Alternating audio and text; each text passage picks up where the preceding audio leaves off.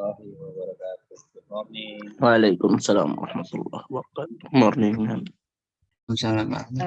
Firstly, I would like to say the utmost gratitude toward for Allah SWT that letting us together in today, even with good and stable state of health. Secondly, my name is Sri Sumartiningsih. I'm the moderator of today, and it's precious chance for me to be your master ceremony of this very special occasion, the webinar about methodological research of physical education and sport. And I would like to welcome Dr. Renat Philip X. Fox, PhD, of our speaker today and all of the audience. And I would like to thanks also Dr. Setio Rahayu, MS, that our physical education coordinator program that held this occasion today. On this special morning, we have several agenda as follow. First is opening, and then second, we have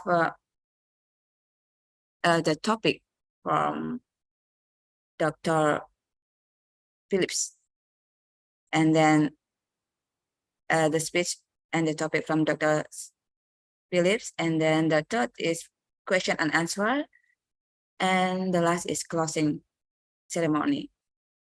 Okay, well, ladies and gentlemen, let's begin this evening. We will start with basmalah. Now welcome to Dr. Setio Rahayu to opening this occasion.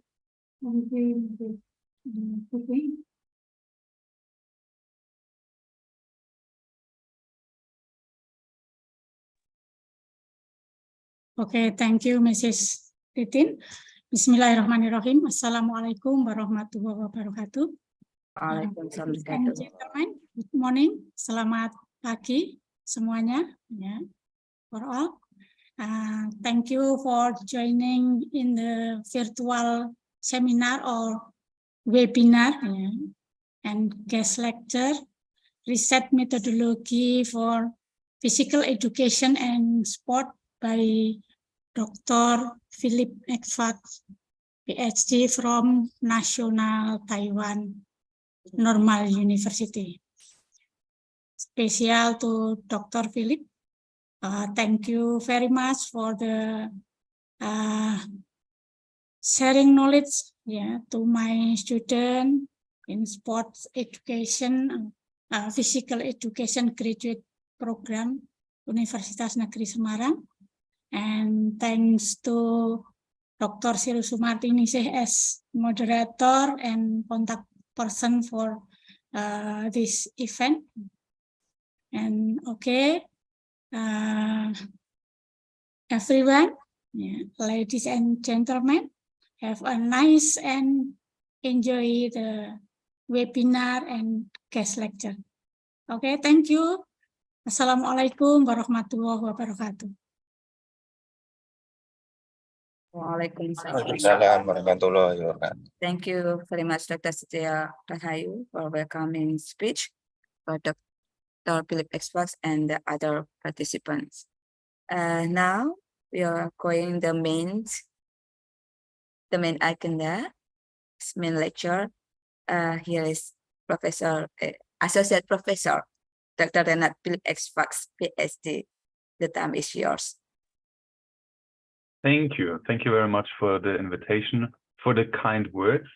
I try to first share my screen with you. Let's see if this works. Do you see it?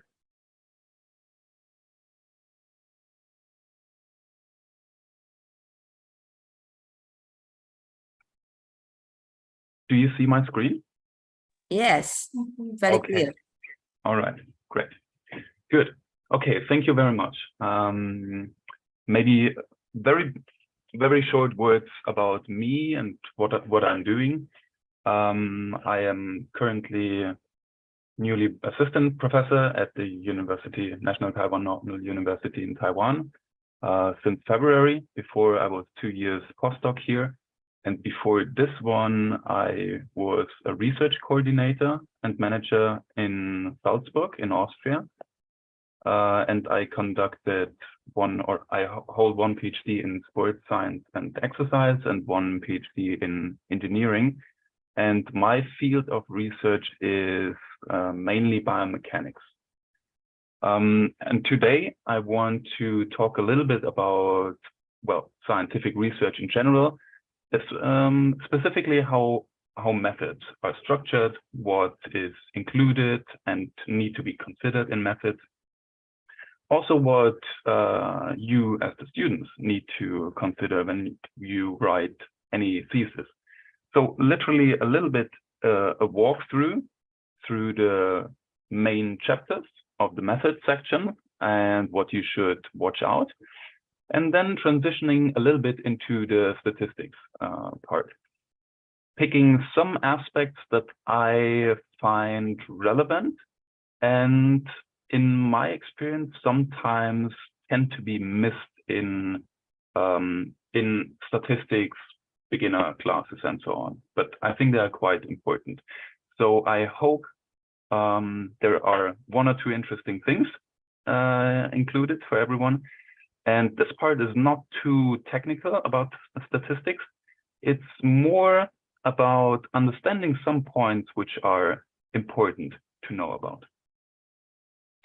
After 1 hour, I try to make a short break. And if I forget about it, remind me. Okay, so the chapter for today, or the roadmap, is the go through chapter by chapter through the method section. Then following by a specific chapter, which is data processing, what you need to do there, what is important to know, basically, how do you handle data and how you should treat it before you go into statistical analysis. And then the last chapter is the statistics itself. What kind of tests do you select? How do you deal with hierarchic data? What is nonlinearity? And if I find enough time, I will go today into regression analysis, otherwise maybe next time. Okay. The first problem is I don't see the top of my screen. There is an overlay, but I think I remember. So the first part of it is all about the sample. So in the beginning, you need to describe, when you reach your method section, you need to describe your sample, considering the numbers, the characteristics, how do you select your sample, and what kind of ethics you need to consider.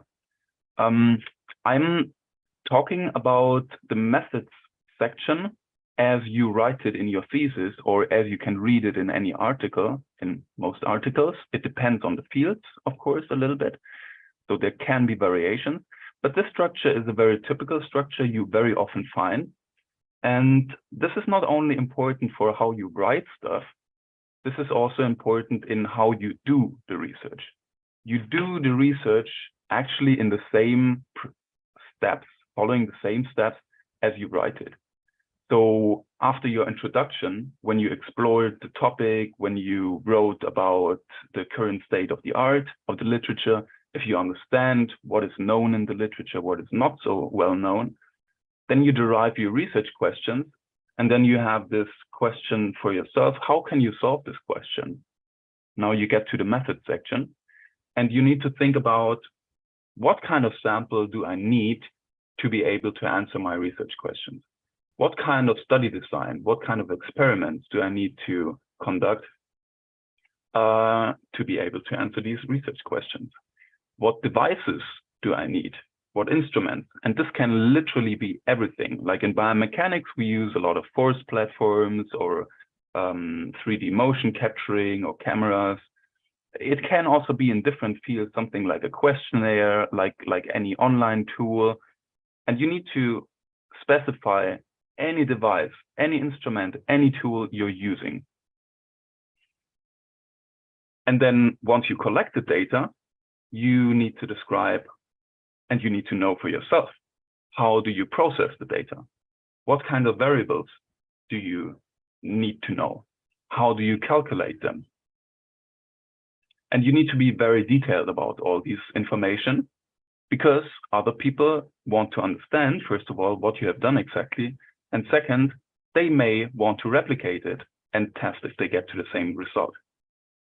The last chapter is then statistics. So once you have your variables, you run statistics to know if the observations you have in your data are systematic, for example, or to display an overview of your data. So I will talk in detail about these 5 chapters, specifically in more detail about processing and statistics. The first question to you is, how do you know the right number or the necessary minimum number of participants? So what is the sample size you need to use for your study, for any study? Can we use the chat function so that everyone can briefly type a message into the chat if someone has an answer? Can we use this?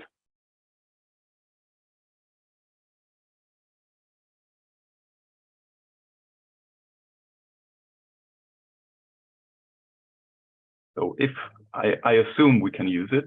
So the question is to everyone. Everyone is free to type an answer into the public chat. Any idea how you know the right sample size for your study? How many subjects do you need?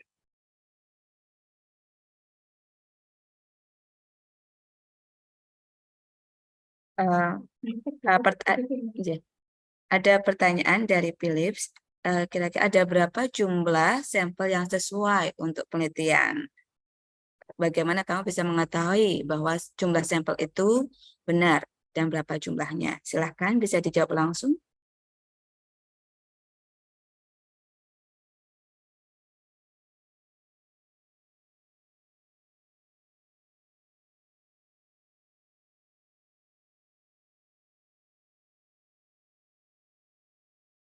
Listawati, you want to answer?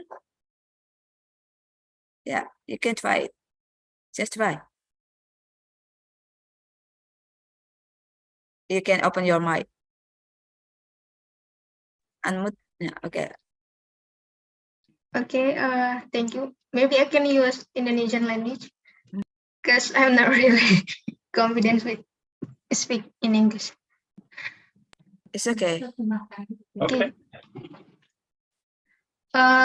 Mungkin kalau menurut saya, Mem, kan ada beberapa teknik pengambilan sampel.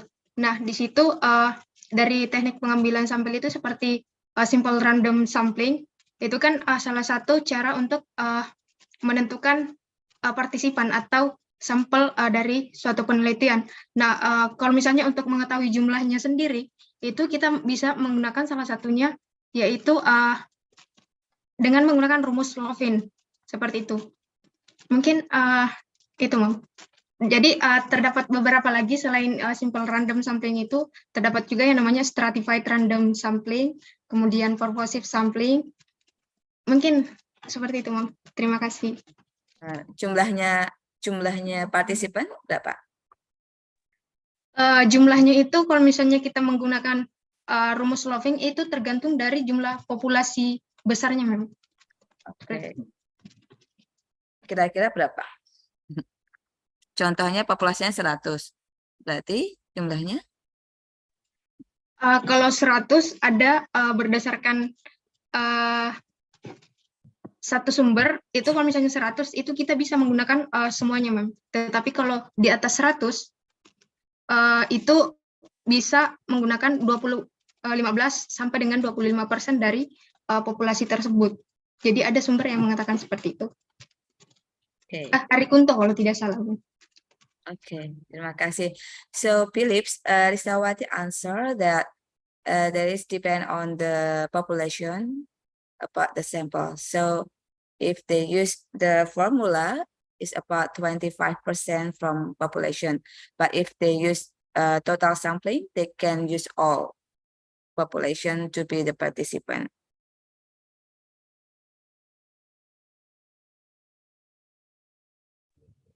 Okay, interesting. Yeah. Thank you for the response.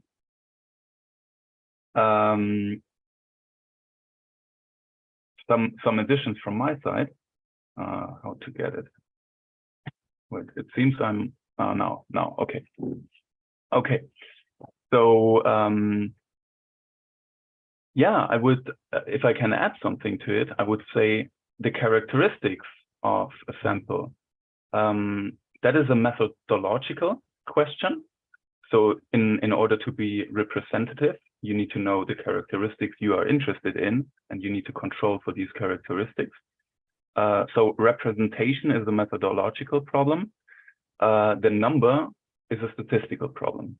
And statistical is, the statistical aspect of it is that you want to achieve a certain likelihood to find a certain effect that you are interested in.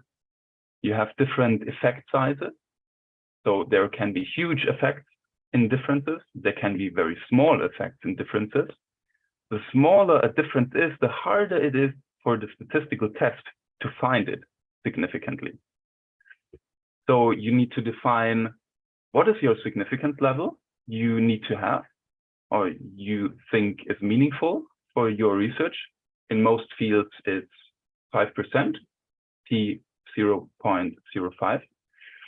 And you need to know at this significance level, how much is the likelihood I desire to find a result that is a moderate effect, a large effect, a small effect. So a standard in sports science is to say, I want to have an 80% likelihood, that is the so-called statistical power of 1 minus beta, that is the quantification of power. 1 minus beta being 0.80 means an 80% likelihood to find a certain effect. And the effect that is common in sports science to be found with 80% likelihood for a significant level of 0.05 is a median effect. So in sports science, we say we are satisfied if our sample is big enough to find at least a moderate medium effect with our significance level of 0.5 with a likelihood of 80%. That's good enough for us. And in a lot of other research fields as well. There may be differences when, for example, it's very, very important that you don't make a type 1 error where you say something is significant and there is a difference or there is an effect, but truly there is not. So if you are working in a field where this is very, very important to avoid this error, then this is the case, for example, in medicine often, because you don't want to rely on a finding with a 5% likelihood of error, because you give the medicine to the drug to many people, and it may have severe consequences. So there you could say, well, 5% error likelihood is not good enough for me. I want to have 1% or 0.1%. Then you decrease the statistical significance level you need, but you can still say, well, but with this new statistical significance value, I want to find a moderate or a large effect or a small effect with an 80% likelihood. the way how you find this out is statistical power analysis. And there are different ways to do it. None of them are really very complicated. One common software that you can use is G-Power. There are also online resources like online websites where you enter basically the information required. So they ask you what is the significance level you need to have, what is your likelihood you want to achieve, what is the effect. You can also do it with the data you have. So after the measurement to know afterwards. So you just enter the information and it will tell you how many subjects you need for a specific test. It depends on the statistical test that you do. So maybe for a t-test is a different sample size than for a correlation, or different for an ANOVA, and so on. But the principal idea here is the number of participants is a statistical issue, and you can calculate this using statistical power analysis. So the good practice is always to not randomly choose a sample size just because others use the same sample size, or just because you have read it a lot of times that people use 12 persons for an intervention study, but to run a statistical power analysis and to find out what is, for the tests you use, the right number of participants. So keep in mind maybe statistical issue, running statistical power analysis, and you can find this in G-Power or online resources, online tools, websites. The second part I mentioned already briefly is the characteristics of a sample. And when you collect data from a sample, you need to know, what do you need your sample to be? What characteristics should the sample have? Are these characteristics relevant to the research questions you have? You obviously want to investigate the right sample. You also want to know, in your measurement that you plan, do you collect and control for all other relevant characteristics? There may be, for example, you may have a question, do females sprint faster than males? And so you collect sprinting time, obviously. You collect, obviously, also the sex, if someone is female or male. And then these characteristics are very relevant, obviously, for your research questions. But there may be more, because if you just randomly investigate a number of females and males, there are a lot of other characteristics in your participants that may affect sprint time. For example, age. For example, training status. For example, many different things. How well they slept last night, what they have eaten, and so on. So it may be relevant to collect information about these other characteristics also, to control for them.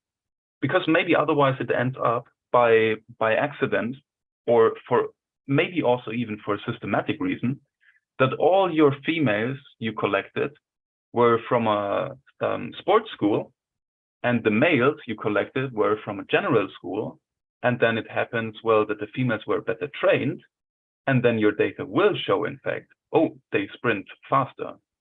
But if you then conclude, and this is everything statistical significant and everything statistically approved in your data, but if you conclude then females are sprinting in general faster than males, then obviously you didn't consider other characteristics, and that result is maybe not so correct, or the conclusion is not appropriate. So knowing the characteristics that are relevant for your research question. The third part is the selection process and selection criteria. How do you choose your sample. And this is something that is very often relevant when it comes to more social science topics in sports science. If you use, for example, questionnaires, if you try to get information about perception of people and you ask them, you somehow need to approach them. And the classic example is how you can generate bias in the way how you approach your sample would be if you are interested in anything, knowing anything about a certain population, and you're using an online questionnaire compared to letters, you may find a difference in age, what kind of respondents you get. So maybe if you use online tools or very modern technological tools, your sample in the end will be younger than if you just randomly send letters to addresses. Or they may be more familiar with technological stuff. So if your question is about, well, how many new technologies do you use in daily life, and you use a modern technology to collect this data to reach the people, that has an influence on what kind of people you get.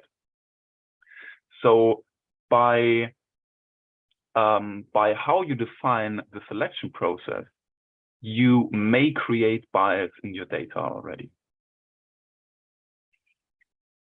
And the last part about participants is once you got your participants, once you know what characteristics are important and you know how many you need, is ethics approval. In most fields, for most journals, you need ethical approval by your institution. So that is not a difficult thing, but you need to know in advance what you need and how you should do it. Usually, if you're a student, your professor is doing this. If you do this later on, or if you do your own research, maybe you will be in the situation where you need to do it.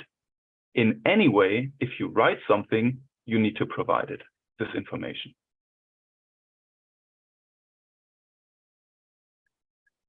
The second chapter is addressing study design.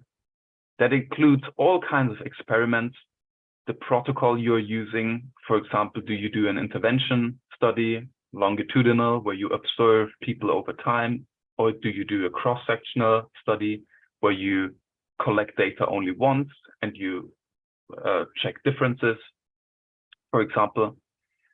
The main question that you need to ask yourself, and the thing that needs to be fulfilled when it comes to study design, is your approach suitable to answer the research questions?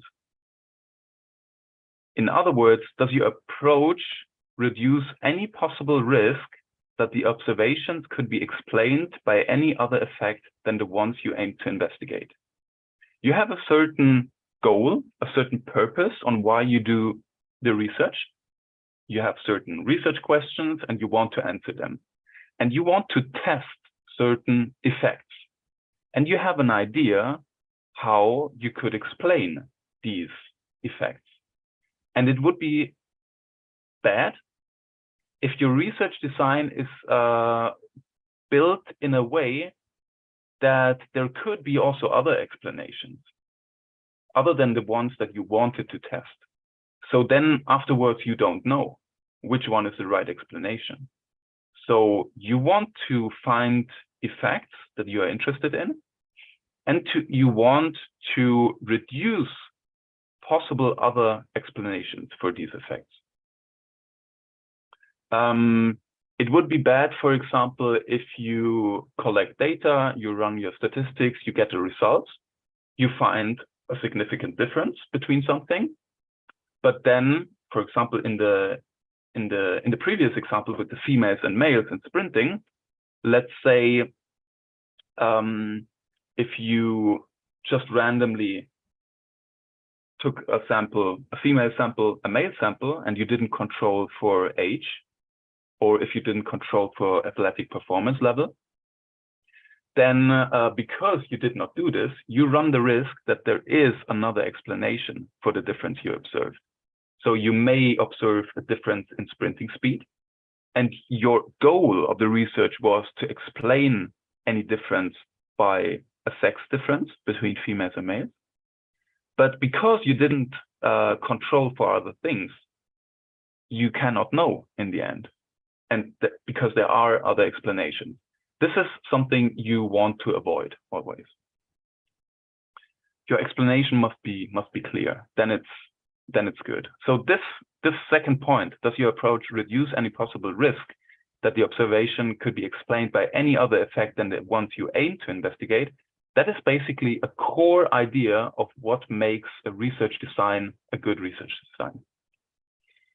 Next question is, do you follow best practices and common guidelines or recommendations during your experiments?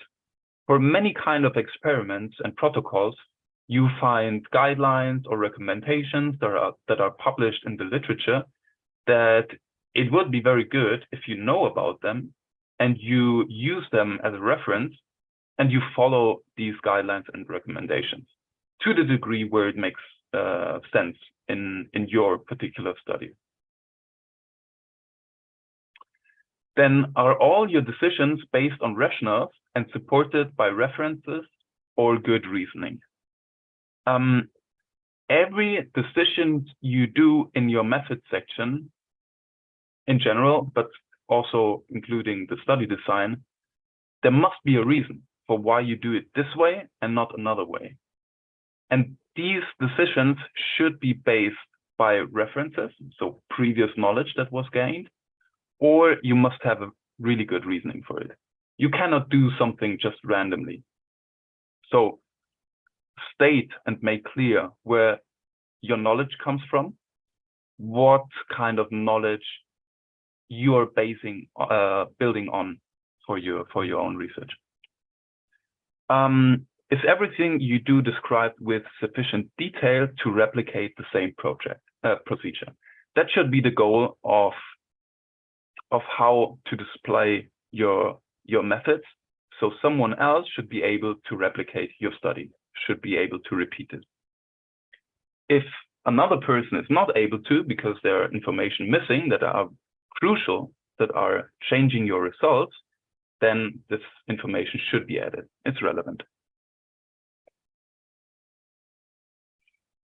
The next chapter addresses devices and instruments.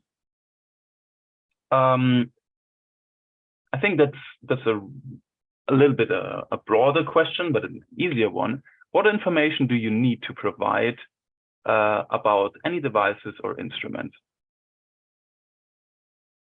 Maybe someone wants to share, maybe someone who already conducted some research. When you think about the section in the method section, the chapter about devices and instruments, what kind of information do you need to provide? Again, a question for everyone.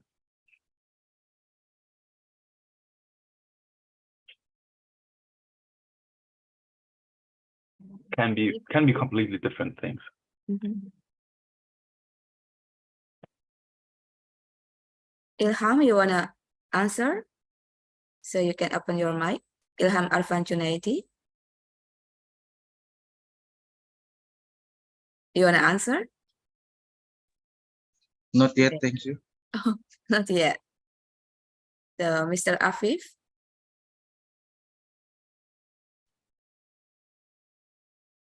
Okay, the question is, what information do you need to provide about device?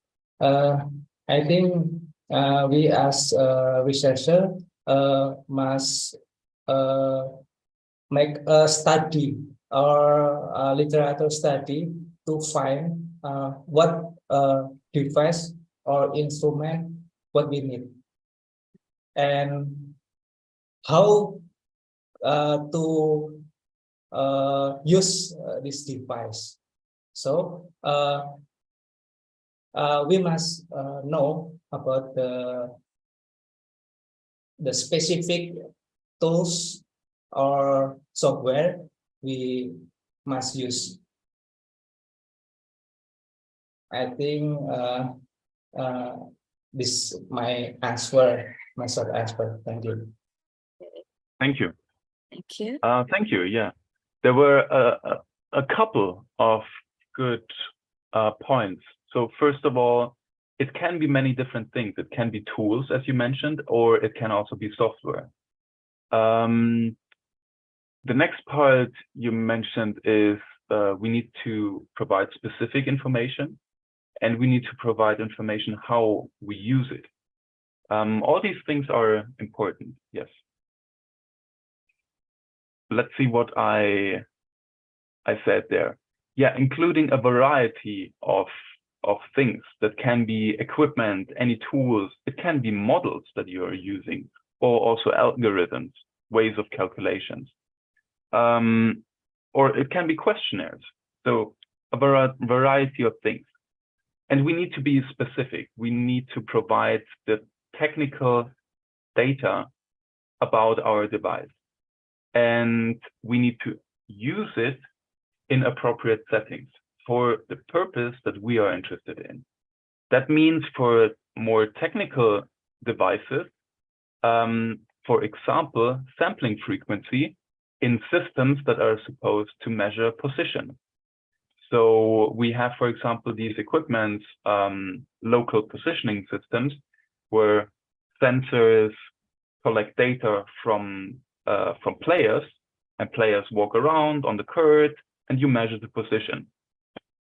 Sampling frequency is obviously a very important aspect of being able to calculate meaningful variables, which are derivatives like speed or acceleration.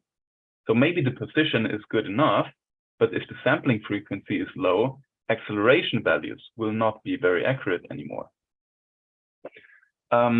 So it's not only what kind of device we use, it's also how we use it and what are the settings we are using, something like sampling frequency.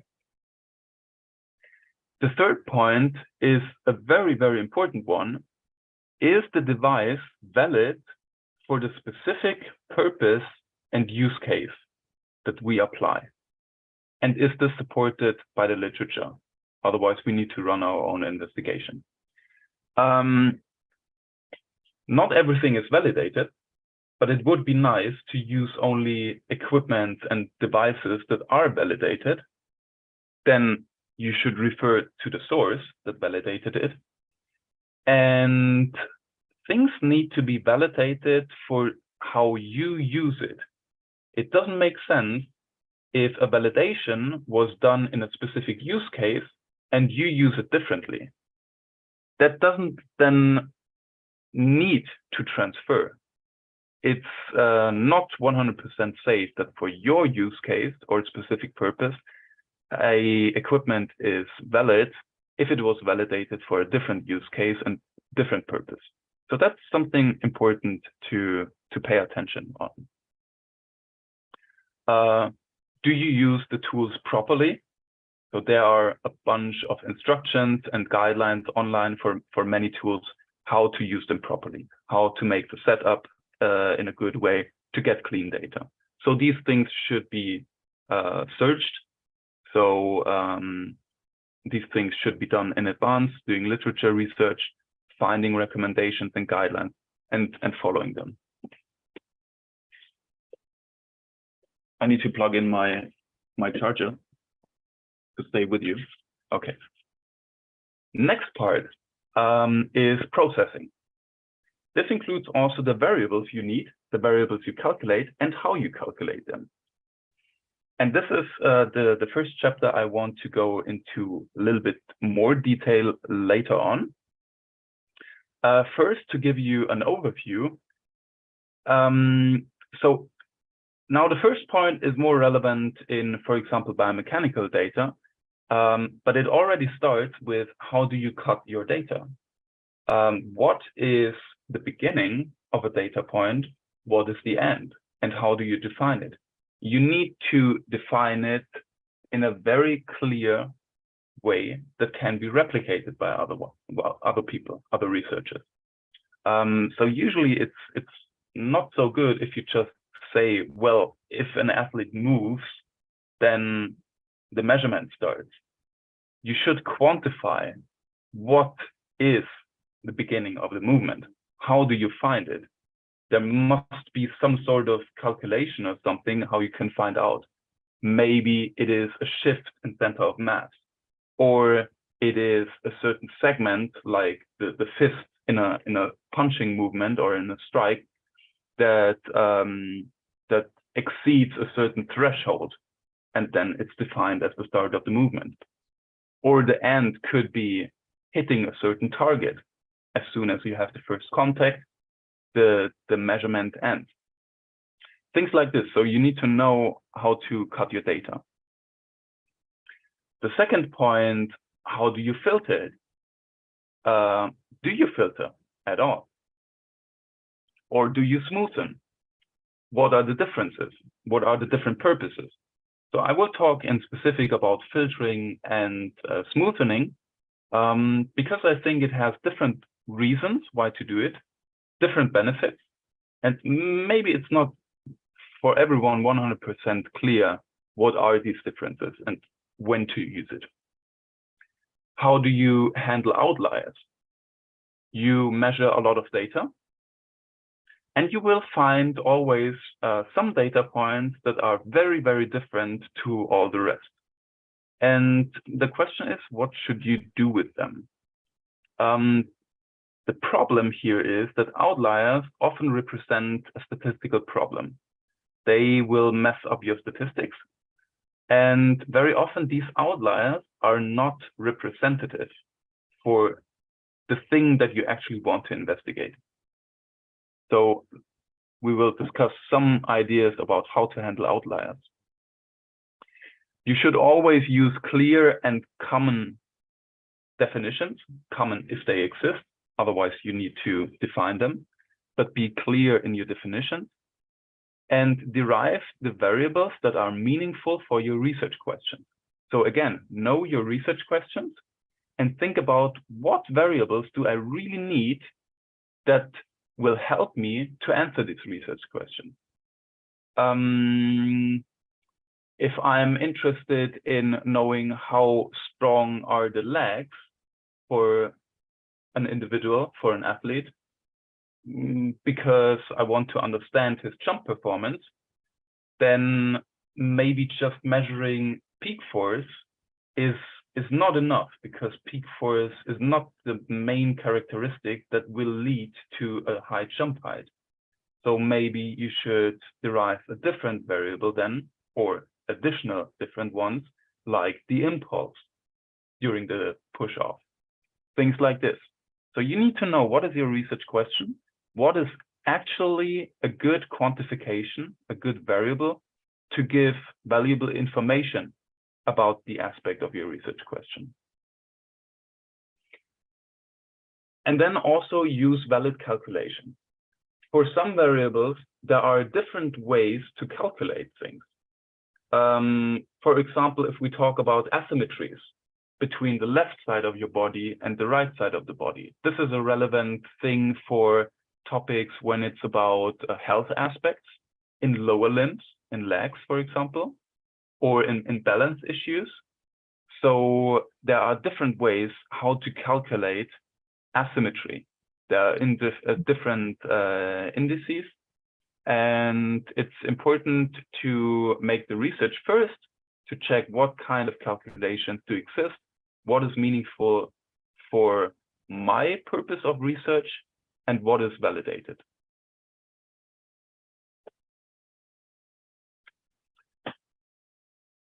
And about statistics, the first part is to provide information about the software you use. Then that is easy, right? You know what software you use, you give the information. The harder part is what kind of test do you choose to run? What kind of statistical test? And this depends on the methodology you use, like the research design. This depends on the sample that you have. Is it an independent sample, a dependent sample? It depends on the data. Is it normal distributed? Is it not? So choosing the right test, I think it's not difficult to understand, and I will show you an overview that is quite helpful, I think, but it's obviously very important. using the wrong test for your purpose would be very, very misleading. A good practice is to use inferential and descriptive statistics. This is usually automatically done because descriptive statistics are, for example, also mean values and standard deviations, which probably everyone is using. And inferential statistics are these things where we test likelihood. The likelihood that something is systematic. And you all probably know something like a t-test, which is an inferential test. So as soon as you provide a t-test and you say the mean and standard deviation of the one sample is a certain value, and from another subsample it's another value, then you already have inferential and descriptive statistics. But you can use more sophisticated, advanced descriptive statistics like Blunt-Altman plots and more complicated visualizations to give a deeper insight into your data. Then clarify all statistical tests you conduct, including all test specifications in a sufficiently detailed manner to allow for replication. Some tests can be done in different ways. So the t-test, for example, you need to specify, is it with an independent sample or dependent sample? There are not so many variations for the t-test, but there are, for example, many variations in ICC, in the intra-class correlation coefficient. There are different types of ICC. There are different specifications. There are different methods to use. And you need to provide all this information. So without the information, other people cannot run the same test if they don't know. A good practice and advice or recommendation for everyone is to calculate effect sizes, to not only use p-values. Of course, you run a test and some people provide only the p-value, which gives us only the information if any effect is systematic or not. Or to be more precise, how likely it is to be systematic. This doesn't tell us a lot how big the difference is. So use an effect size to show people how big this effect is. And most tests have a certain effect size associated with. So for example, for a t-test, you can use Cohen's d. For ANOVA, there are eta square, and so on. For correlation, you know its correlation coefficient, R. So the p-value alone is not a good practice to just use the p-value. Define the interpretation benchmarks of all statistical outcomes. That means all your effect sizes, for example, have usually a certain value where it's commonly agreed in scientific society that when you reach a certain benchmark, it is considered a large effect. If you are below a certain benchmark, it's considered a moderate effect or a small effect. So it is considered a good practice to define these interpretation benchmarks in your methods section, in the statistics section. I personally, but this is only personal opinion, don't think this is really necessary if you don't use these definitions of large effect, moderate effect, and so on, because many of these values, many of these effect sizes represent basically percentage ideas. Like R coefficient, correlation coefficient represents the idea of 0% relationship to 100% linear relationship.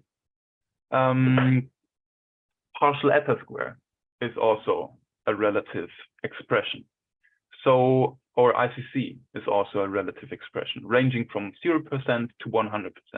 So everyone knows what is percentage and has a feeling for how much is 80% or how much is 40%. So I personally don't think it's very necessary to use very strictly these interpretation benchmarks, but to use the percentage. I think everyone understands the percentages. And the last thing, consider including confidence intervals. Not everyone is doing this, and not everyone likes doing it, but it is, I feel like, especially among statisticians, it is the better practice compared to mean and standard deviation. It is in a way redundant because the confidence interval is calculated based on the mean and standard deviation and the sample size. But because it includes the sample size, it provides more information about the range, the likely range of your variable than the mean and the standard deviation. And my experience is that especially statisticians tend to support confidence intervals over mean and standard deviation. You may do both, but many people consider it good practice to include confidence intervals. Okay, so let's take a short break, 5 minutes, and then Yes. I go into detail about processing, and then afterwards statistics. Oke, thank you. So, silahkan bisa istirahat 5 menit, bisa makan, minum, atau ambil nafas dulu, jogging sebentar, 5 menit, terus kembali lagi ke sini. Okay, so Philips, you can take a rest for 5 minutes. Dan bisa disiapkan untuk pertanyaan yang biasa dilakukan di Indonesia bagaimana, nanti bisa ditanyakan ke beliau. Kebetulan beliau expert di metodologi penelitian S3-nya, dan S3-nya ada 2, di olahraga sama di metodologi penelitian. Silahkan nanti bisa ditanyakan semuanya yang masih ada keraguan tentang metodologi penelitian, khususnya di bidang olahraga. Sambil istirahat, monggo, yang mau tidur dan mengejamkan mata dulu bisa, atau sambil menyiapkan pertanyaan.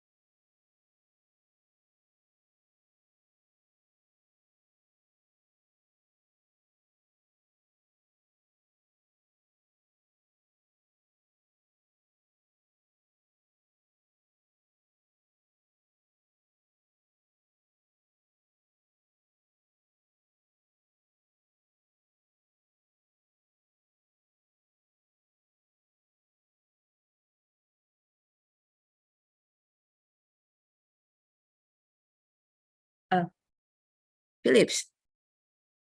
Not yet, right? Yes. So can asking something? Sure.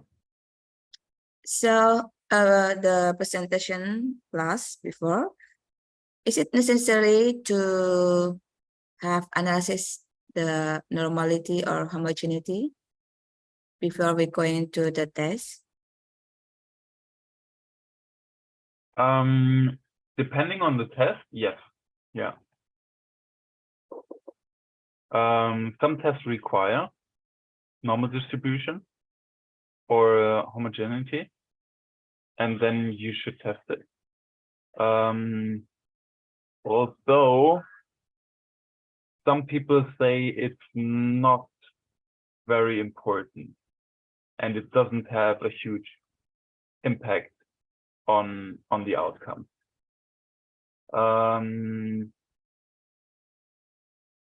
One thing that may be considered is these tests for normal distribution and homogeneity. You need to do them for all variables. So that means you run these tests many times, basically, probably in one study, which means every time you repeat tests for a different variable, you have a type 1 error likelihood again. So the more often you repeat the test, the error likelihood accumulates. So it is normal that if you repeat the test many times, you will sooner or later have a significant finding, which will tell you it's not normal distributed. Although in reality, that is not true.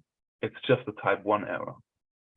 So the combination of these two facts, the one that you accumulate error and you have to expect one or two results to be indicating no normal distribution. This in combination with the fact that many statisticians say, depending on the test, it doesn't have a huge impact. I personally don't think it's necessary to be too strict about requirement, especially normal distribution, if it is one or two variables among a bunch of variables. Okay, thank you very much, Phillips. Because in Indonesia, usually we need to do that, but actually, when I was in Taiwan, so it's not necessary. So, how about the participant last times? So we have troubles that to submit in the international journal that we have a participant that's only 8 number. So they refuse us because the participant is not common. So they need more large participants because the study we use the inclusion criteria. So that's why we got just only 8 participants. So what about that?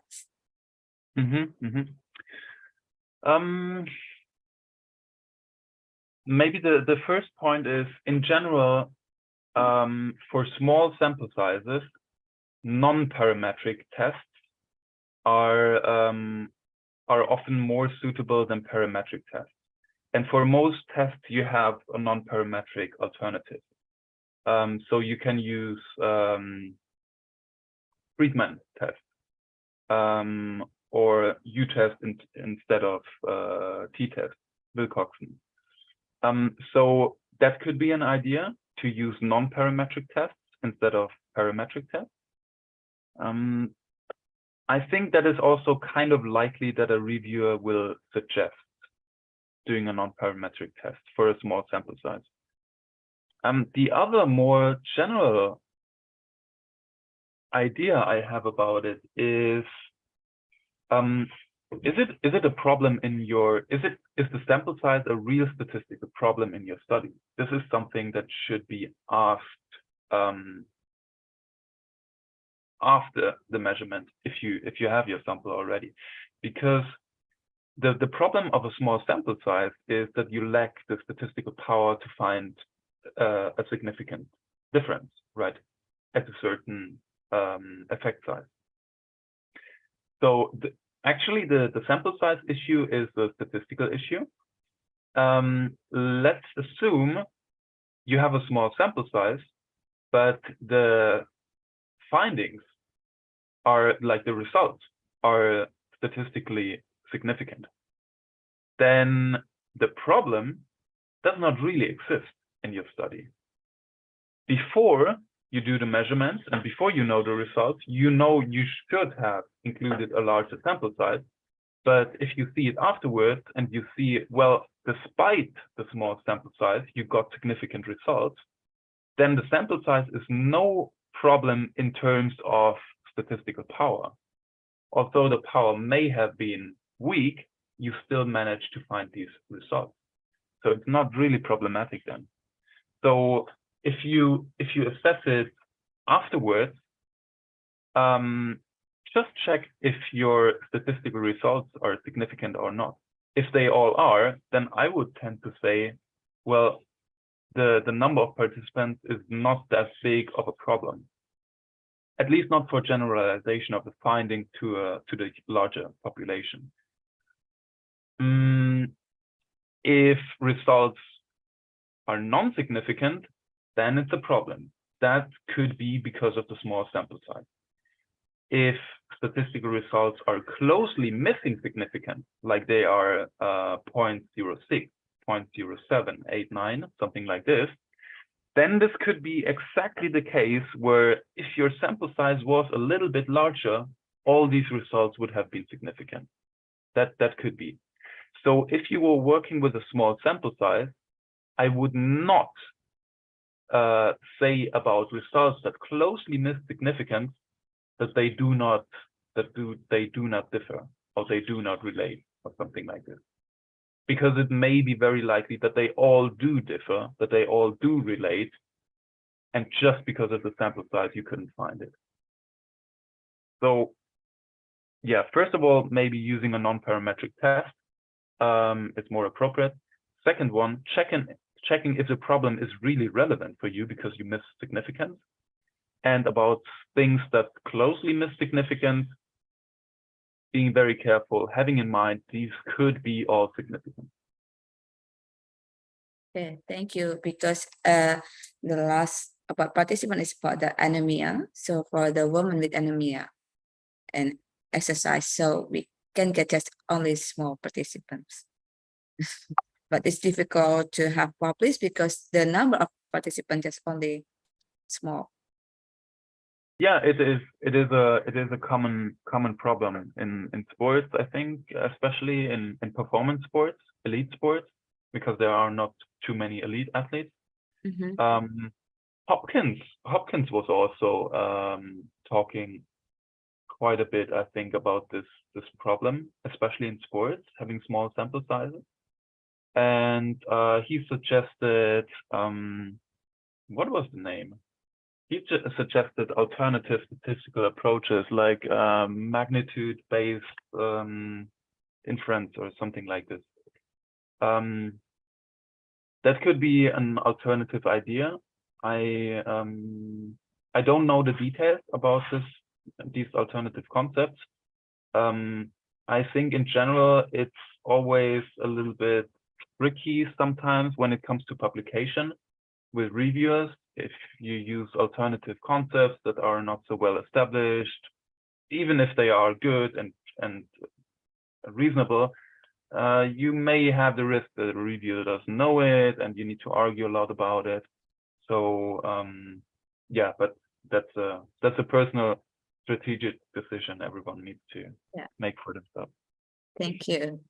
Thank you very much. So any else question? So welcome. I think they already have question, but they're so shy to asking. Mr. Sultan Ali Sandi, you want to asking something?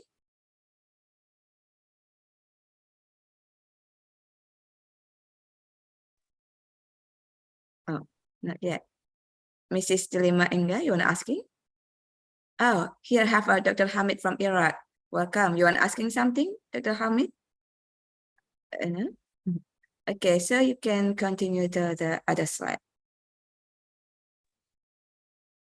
Thank you. Good morning, all to all colleagues in this session, and nice to meet you to all. Best regard. Thank you, Dr. Hamid. Many thanks. Philip, you can continue your presentation. Dr. Hamid, thank you for having you. Welcome. Yes. Okay, if there are later coming more questions, we can have the Q&R in the end. So next, I go into detail about processing data, and then later statistics.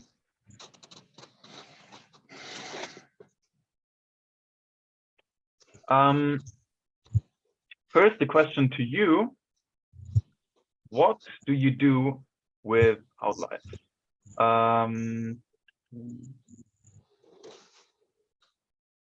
Again, I have this overlay over. Okay, here. Why cleaning data? A question to you, to everyone again. So what is, in your understanding, cleaning data, and why do you do it? Why is it meaningful, necessary? Any idea? So anyone who has an idea about it is free to answer.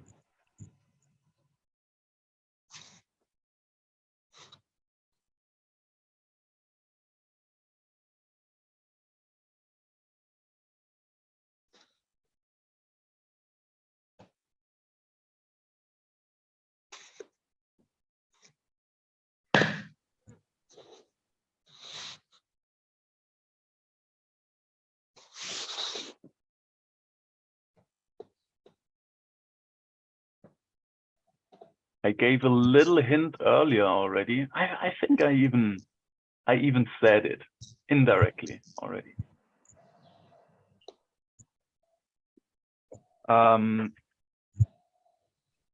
Cleaning data is necessary because unclean data with outliers may mess up your statistical analysis. If you have a lot of outliers, you cannot clearly find statistical effects anymore, or not so easy. But there is more to it. Oh. Let's see. No.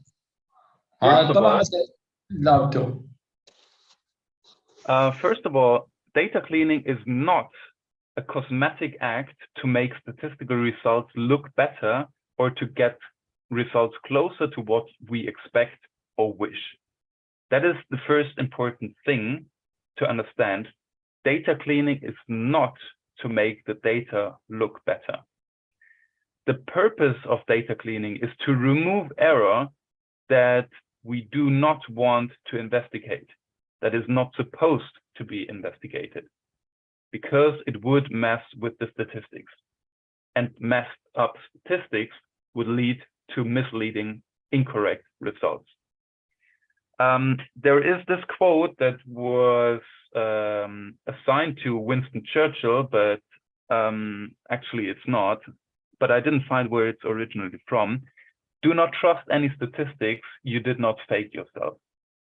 In this way, or in similar ways, probably most of you have heard such a statement before, or do not trust any statistician, or yeah, all these things.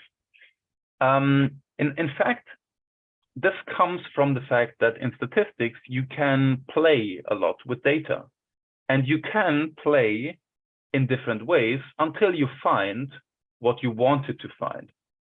And cleaning data may be one of these aspects that could be misunderstood this way. And that is why I want to make very clear that data cleaning is not to make something look better or to make something look differently. It is to avoid messed up statistics that lead to incorrect results. This statement, do not trust any statistics you did not fake yourself. I think the right answer to it is statistics, in my opinion, do never lie. They are just misused and misunderstood. You need to be very careful what certain statistics say and what they don't say. And people tend very often to misinterpret certain statistics or to apply them into a context that is beyond what the statistics actually say.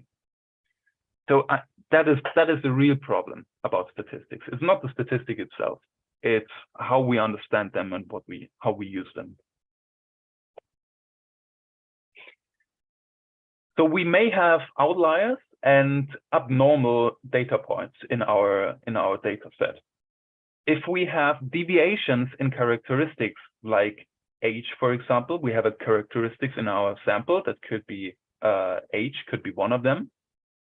So in our sample, we have younger people, older people, most are somewhere in a moderate age, and there may be some that are very, very young, or some that are very, very old, and they may not be representative for our sample. Another example is that the dependent variable we want to investigate, for example, peak velocity during a jump performance, we find usually, if we collect a lot of data, we would assume we find a normal distribution in this data. But there may be some single subjects that have achieved a very, very high peak velocity and some that scored only very, very low, very small peak velocity. So these kind of outliers or deviations from a normal distribution may be problematic. If it is something that is not representative for the sample you actually are interested in, that you want to investigate, it's very often meaningful to remove these outliers to avoid statistical problems. The important part is to identify the reason for this outlier. If it is something that is irrelevant for your study, for a simple example is if the age is not the age you wanted to investigate. If you wanted to investigate in a certain range, and one is an outlier, is outside of this range, it is simply not what you wanted to investigate. It's very meaningful to remove this outlier. If something like peak velocity, the dependent variable, shows an outlier, it would mess up the statistics. It's also not representative. So very often that would also be a good reason to remove it. You may have other data types like instantaneous data, where you don't work with one single value like the peak, but with an entire time series. For example, like the ground reaction force over a certain time window. And within such time series, you have some sort of curves usually. And within these curves, you may also have outliers. They are usually called spikes, that the data curve spikes to a very extremely high value and then goes down and it continues its normal trend. What should you do with these kind of outliers, with these spikes? Should you remove them? Not in the first place. First, you should check how you processed your data. Or maybe even how you collected the data. Maybe there is some systematic error in how you collected the data or how you processed it that could be done differently to avoid these spikes. So it could be that you used, that your false platforms were touching each other, and if you hit the one false plat, the other one will measure a spike. Things like this. So there could be human errors that lead to these spikes. Then the best solution is to avoid these human errors. if you find out there are no such human errors, at least none you can detect, or none that you could change, that may be also possible, then you cannot change something about this fact. Then you need to think about what did you do with the data to get rid of these spikes. Here we are coming to the topic of filtering. So then the next step is, what kind of filter did I use? Was the filter incorrect? Because actually the purpose of such a filter would be to remove the spike, but you still have the spike in your data. So you need to check your filter method. Maybe the filter was inappropriate or not good. So first step is correct errors if you did some. Second one would be to adjust filter methods. Alternatively, you can remove single errors manually, but obviously this would mean a lot of work, a lot of effort. One exception about outliers and abnormal data is if you assess system accuracy and precision. So if you yourself do a validation study, if you want to know how accurate a system is or how precise it is, then obviously you should not remove outliers, because these outliers are what you want to investigate. You want to know how much error does your system produce. In this case, you should only remove human errors, only errors you did during the data collection, or maybe also during processing, but not removing these outliers. These outliers are part of the error likelihood of your system. So if, for example, if we take a look on some data, this is data from an LPS, a local positioning system, where I measured the static position of the provided by the LPS in a gym. So in a gym, I just took the sensor, I placed it in different locations. I knew the real location of these positions, and I wanted to see what is the LPS telling me about the position. And then I was checking the absolute values of the location and the difference to the true value. So the difference between the LPS value and the true location. And for different not sensors, but locations, for different locations, I find a different discrepancy, a different difference between LPS and the true value. And in some locations, especially these three, there was a huge difference. So the question is, how can I explain this huge error? The first thing is I need to check all my data to find these things. And then I see, oh, okay, at the location number 12, location 23, location 36, I think, or 35, there were these errors. Now I need to understand, where do they come from? What is the source of the error so I can correct them? And when you need to pick one by one, right? When picking the location number 23, for example, that was in a field of the curd, it was in the inside field here. It was this marker. And the LPS showed me the value being 19.9 in the horizontal axis and 19.9 in the vertical axis. But the true value was 20 meters in the horizontal axis and 17.5 in the vertical axis. So the horizontal data point or piece of information is actually quite correct. The error is only 10 centimeters. But at the vertical level, it was a huge error, 2.4 meters. That's not acceptable. If the LPS tells you the position is 2.4 meters off, that's not good enough. So the question is, how does it come to this error? Can we find an explanation?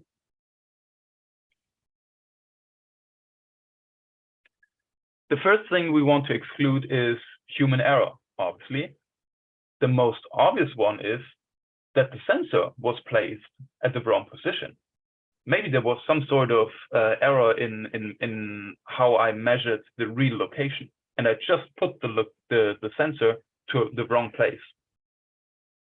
That is relatively easy to check. The first thing is, well, are there some other similar locations? So I put it onto another location. There was none like this. I can also repeat the measurement and make sure it is the right location. But there was no reason to assume that I placed it to a different but similar location, because there was no different and similar location. So that was not the case for the sensor location number 23. The next ideas was maybe there was some human error during data processing. A student who was doing the data processing told me he selected a certain frame window and he was averaging the value to derive these 19.9. So we needed to check if he used the right frame window. Maybe he used the wrong frame window of the data. But after we checked, we found it was the right frame window. This was the exact time when the sensor was still at the right location, so everything should be fine.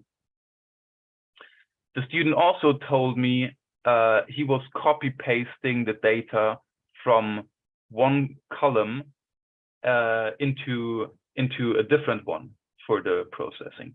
So maybe there is some error in literally manually selecting the data and doing the copy pasting. So we checked this one. There was no error. So it was the right reference and the right time window. So the right data points. The next issue was that there may be something integrated in the sensor that we were not aware of. And this turned out to be true. There was a stand filter integrated in the sensor. The manufacturer only told us this because we couldn't find any other possible explanation for this error. And we continued thinking about it and digging deeper and so on. And then at some point they told us, well, the stand filter, it activates and stops the measurement if the movement is underneath a certain threshold. If it is too slow, then the system triggers the stand filter, meaning it thinks that the sensor is not really moving. It's just a little bit measurement error. So it stops the measurement. And then we figured out, well, this could explain the error, because when we approach the final location for the sensor, we move it slowly because we want to hit precisely the right location. We don't place it like this and then it's done. We go there with a faster speed, like we walk, and then we go slower and put it somewhere. So it may be that for this location, randomly, already a little bit earlier than for other locations, we just slowed down too much for the system, and the system decided to stop the measurement. But in fact, we continued moving, and then in the end, we just placed it. And in fact, this turned out to be the true cause, the true source of this error. So after we deactivated the stand filter and we run all the measurements again, we didn't have these errors anymore. So that's an example of how to identify error. And the goal is always to reduce all human error. And only then running data processing. We could have ignored all of this and just ran data processing like filtering or smoothing and so on, including these error data. But it's always better to remove first all error, to identify, and if you can remove it, and then move forward with data processing. So always check the raw data, exclude all errors that you can detect, and then do the processing. After we removed all error, how should we proceed? Should we filter or smoothen our data? And again, a question to everyone. I want to know if anyone has an idea about whether to filter or to smoothen data, or any idea about what is filtering, what is smoothening, what is the difference? What is the difference in purpose? Why do you use it? Any ideas are highly welcome.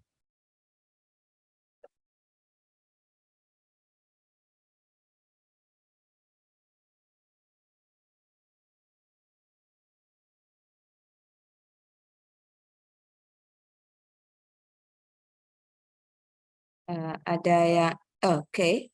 Dr. Hamid, you want to ask it? You want to answer?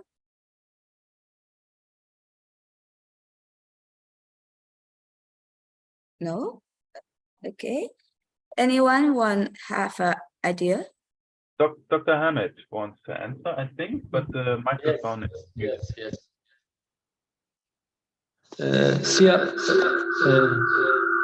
Why don't use program SBS to clear your speak? Because benefit or this session will be clear a lot of for statistics, but all error, all information what I enter in this program, if you error, he told me this program about this situation directly. And how in slide 11, how can to take, maybe to clear, how can to use SPSS to get this shape? And slide number 12, how can to get this shape and to clear a lot in program SPSS? Because a lot of your speaks here not clear without use SPSS. Many thanks.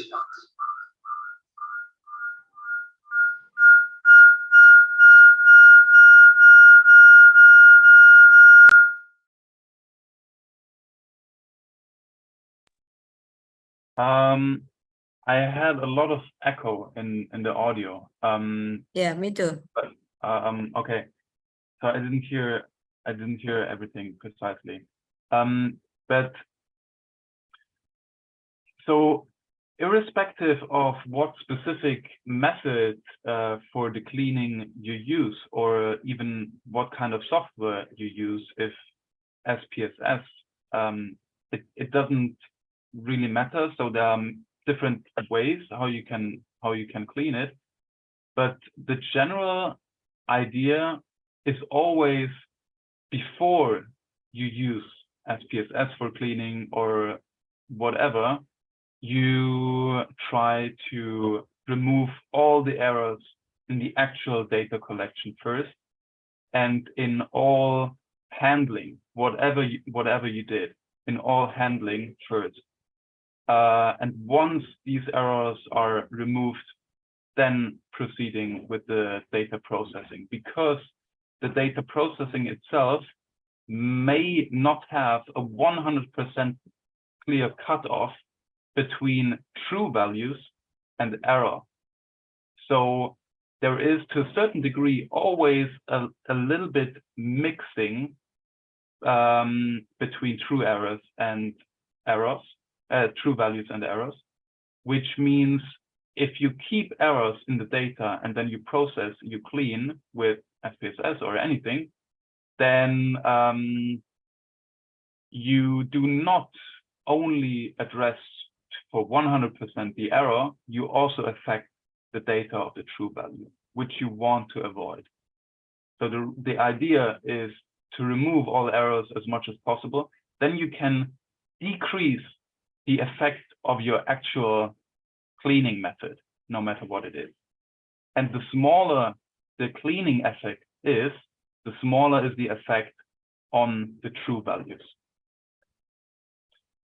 I don't know if that was answering the question, or if it was helpful.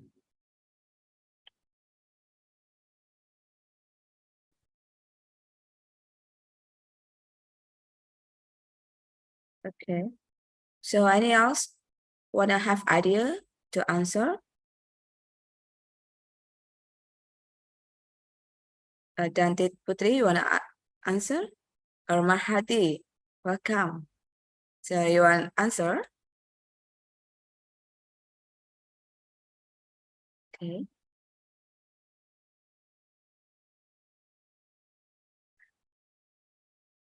No one have idea, just only Dr. Hamid. So Okay. you can. Then let's see what I have to offer here.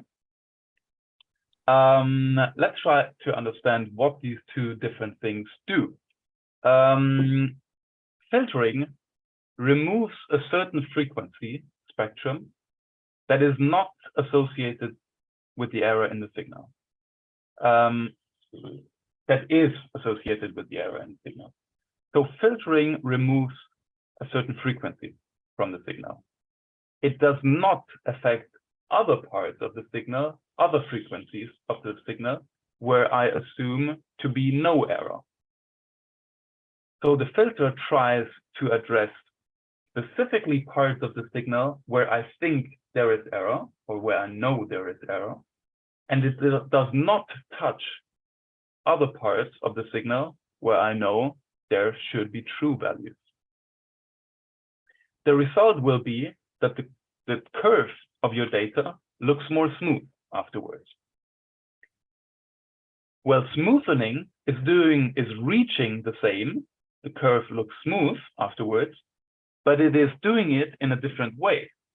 It maintains the actual error. The error stays in the data, but the effect, the impact of the error is reduced because it's mixed, it's averaged with correct data, with true values. So this does affect correct values.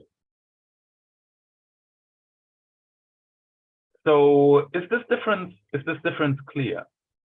For filtering, you need to know in which frequency you find the error. In many cases, this is possible and this is known because of the way of measurement you do. For example, in EMG measurement, you know very well what is the possible range of values you can find due to muscle activation. We know there is a certain range and values cannot be below that range or cannot be beyond that range. So everything that is below or everything that is beyond the certain frequency must be due to many different sources of certain errors. So since I know this very precisely, I can use a filter to extract the specific frequencies that are below or beyond what can be found in muscular activation. If I don't know this, if I don't know the frequency where I find error, then I cannot use a filter, meaning for filtering a certain frequency. The result for both will be, well, it may look similar, similar but not identical, in the way that your curve looks smoother, it looks better.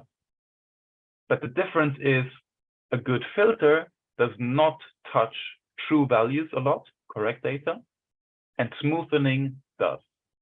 But for filtering, you need to know the error frequency. So filtering removes specific information from your signal. And this is hopefully the error, not true parts of the signal. The signal always consists of, the signal you measure always consists of the true component and an error component. And you want to remove specifically the error. By knowing in which frequencies you find the error, you can specify the filter frequency and specifically filter only these frequencies. What kind of filter types do you know? If someone is in fields where this is practically used very often, this question goes to everyone to you. what kind of filter types do you know for filtering data?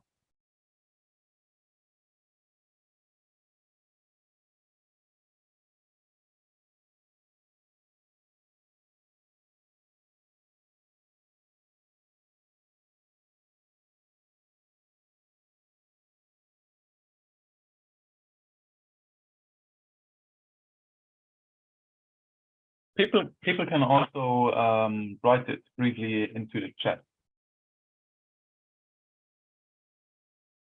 Silahkan Bapak Ibu bisa menuliskan jawaban, bisa lewat chat, jawaban maupun pertanyaan lewat chat bisa dituliskan di sana apabila malu untuk menyampaikan secara langsung. Silahkan.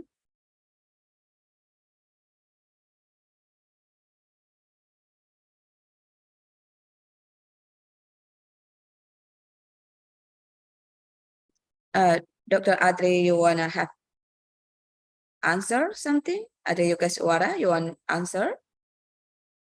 Okay, you can answer directly.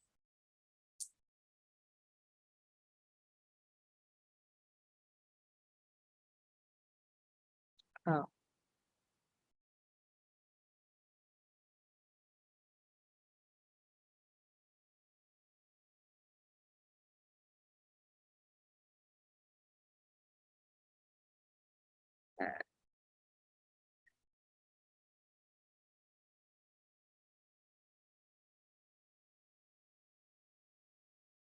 Any answer? Yes, Otherwise, Listawati.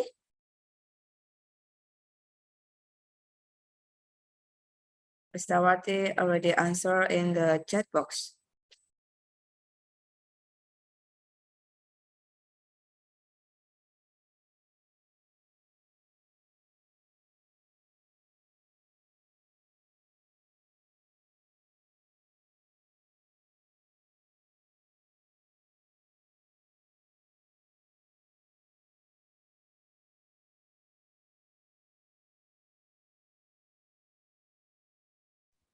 I used the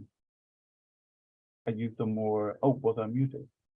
I'm not sure if everyone knows these types of filters. I think they are quite specific. I tried to use a more basic approach. The types of filters, hopefully many people know, is low pass and high pass, and the mix of both being band pass and band stop filters. And low pass means that everything below a certain frequency passes through and will be maintained. Everything that is higher than a certain frequency will be removed. High pass means everything that is higher may pass, everything that is lower will be removed. And band pass and band stop is basically a combination of both. So for example, for kinematic data, very often low pass filters are used. For EMG, many times band pass will be used. It's due to the nature of the error that we know that appears in these kind of data. There is an order specification that defines how much this incline will be, how strong this incline will be. And basically, the higher the order, the more incline, which means a sharper separation from what is allowed to pass compared to with the part that is removed. The difficult part is about the cutoff frequency. Where should we cut off? Should we use a cutoff at 15 Hertz, at 30 Hertz? What is the threshold where beyond that threshold we accept error? That is the thing that needs to be specified and should be identified. And usually there are two common ways how to identify an optimal filter frequency. If not individually optimizing it, people tend to refer to other studies that use similar data. They use a certain frequency, and then in the next study, they just use the same frequency. For some measurements, this is well established and can work, but you can also individually optimize the filter frequency for your specific data. I think that's a quite good practice, and there are two ways, common ways to do it: is residual analysis or frequency analysis, where you transfer, well, for FFT, for fast Fourier transform, you convert your data from a time domain into a frequency domain. So you have your signal on a frequency domain, and then you remove certain parts of the frequency. Whereas for residual analysis, you try different filter frequencies, and you check the residual, the difference between the derived, the filtered data, and the raw data. And then you identify an optimal trade-off. And then for eventual analyses, you will use this frequency with the optimal trade-off. When you use filters, you usually create time shift. That is one thing to consider. The solution for is to use zero lag filter, which one way how to do it is to filter in the one way with half the order you need and filter backwards with the same order again, because the orders multiply. So if you need a fourth order Butterworth low pass, basically with a zero lag, you filter twice in different directions. Then you equalize it. It would take a little bit too much time to go into detail about residual analyses and FFT.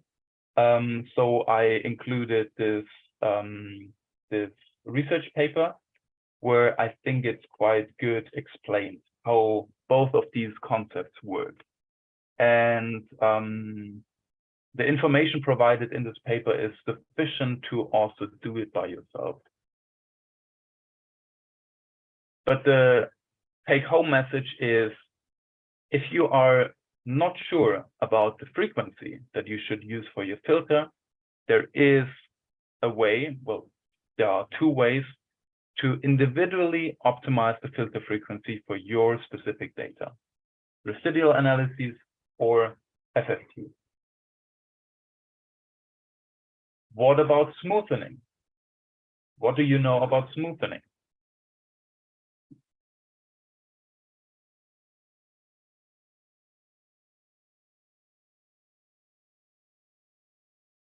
This one, I think everyone knows it.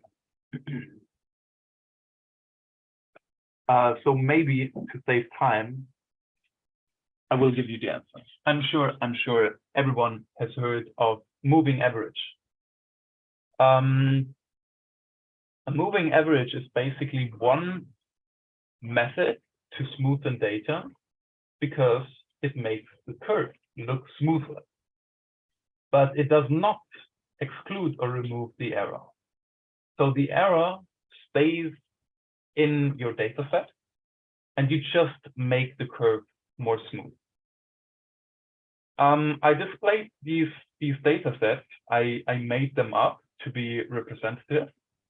On the upper left, you see the raw data, and you see that only one data point at the location number 6 is like a spike, an outlier. There is some error in this data point. All other data points are good. So ideally, if you filter this data, and if you know the frequency of this error perfectly, and if you have a very sharp cutoff in this filter, so you only address the error with the filter and none of the other true correct values, then your filter data would only correct the error and not touch any of the other values. If you use a moving average instead, the effect depends on the time frame that you choose for your moving average. So the moving average calculates the average of single data points over a certain time that you specify. It could be a moving average over 2 frames. Then you calculate the average for each pair of frames, and you replace the 2 frames by 1 average. So how does this look if we use a 2-frame moving average on this data set? The curve looks certainly a little bit smoother, still not very smooth, because it is a very short time window. The shorter the time window of your moving average, the less of an effect it has on the data set. It reduced the error, that is true, like the location 6 is not so severe anymore, but it also affected the adjacent 2 data sets, 1 data point before and 1 afterwards, because it's a 2-frame moving average. So the 2 correct data points before and after were affected. How does it look if we compare the moving average, or if we check the moving average over 5 frames? It's smoother. It has a larger effect on the curve because it's a larger frame window, 5 compared to 2. A larger frame window, on the other hand, also means more loss of information. And we see this because the entire time series is getting shorter and it has a shift. We can avoid the shift by just using a different reference, but we lose information. That is something that is always unavoidable if we use a moving average. And basically, if you watch the curve, in fact, we lose the entire information in the beginning and also in the end. So we lose this,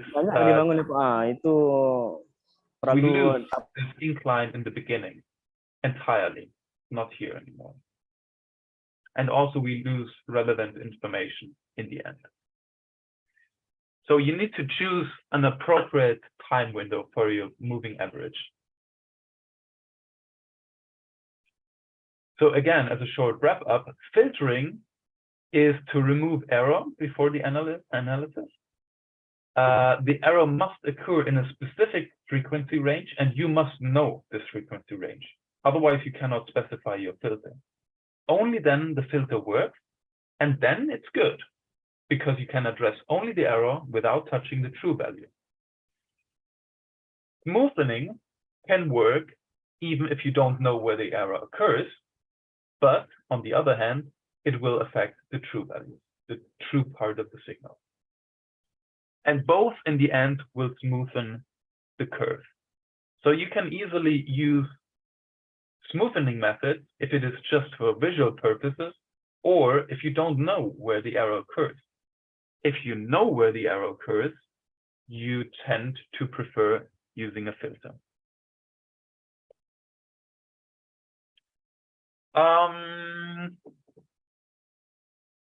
Statistics. I don't know, should I start this chapter or should we move it to next time? I think maybe we wrap it up here and have some time for questions, and then I continue with the statistics section next session in 2 weeks. Maybe that. Yeah, okay, it's better. So maybe have any question before we go into statistic or the next topics. Any question? Okay, Afif Fadil Hidayat. Now the time is yours. Okay, thank you for the opportunity. I want to ask about the cleaning data. I'm very interested about the cleaning data, but I have something strange in my mind. How can we avoid the subjectivity of the researcher? How can we responsible the truth of data if we like cleaning, filtering, and smoothing data. And still the data is still good.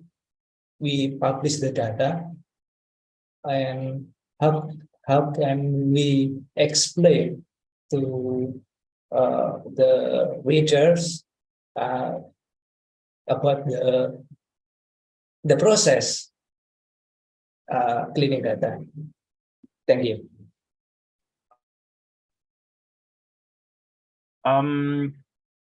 So regarding frequencies and where to find error, there is a lot of research, specific research about this, depending on the specific types of measurement. And referring to this research is the most feasible way to know where to expect error, and thus to specifically and correctly address the error. That is one part of how to do good data cleaning. I think that is one important part, to use the right processing strategies, and that is the one part that is reflected and written in the manuscript. So other researchers will be able to see how well you did this part, because you need to specify how you filtered your data. So people will see what kind of filters you used, what are the references, why you chose these filters, how you specify the filter frequency. So all this information is contained in the manuscript, and people will be able to evaluate it. But there are also other parts that usually don't end up in the manuscript. And other researchers will not really be able to assess how well or diligently you did these steps. This is more the first part I was talking about, like the error identification. Being like putting effort into identifying what kind of errors or what kind of explanations could be found for certain spikes, and to remove them before you do any processing. To be very, very clean in how you set up your instruments, in how you use them, in how you handle the data once they arrived on your computer before you run any filters. Most of these steps are usually not explained in manuscripts.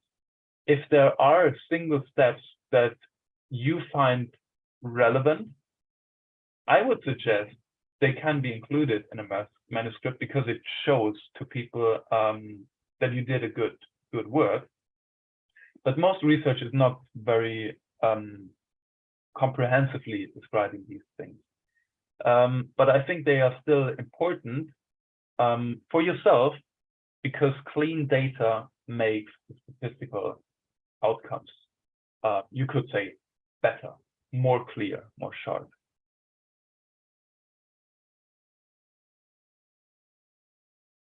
Okay, thank you. You're welcome.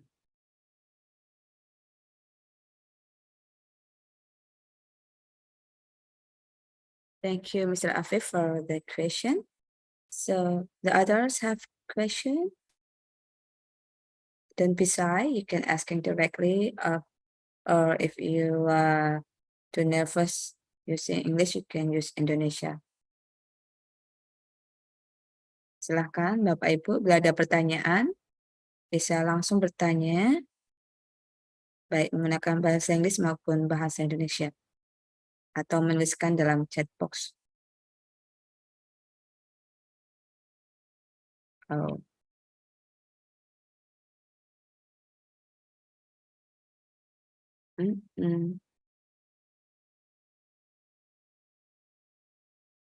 Oh. Mr. Budi, you want asking something?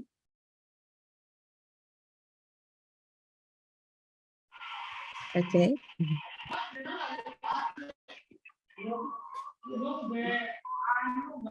Sorry, Miss.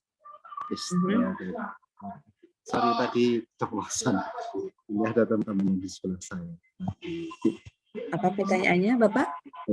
Iya. Tidak, sementara tidak dulu. Oh, okay. Oke, thanks. Welcome. Ya.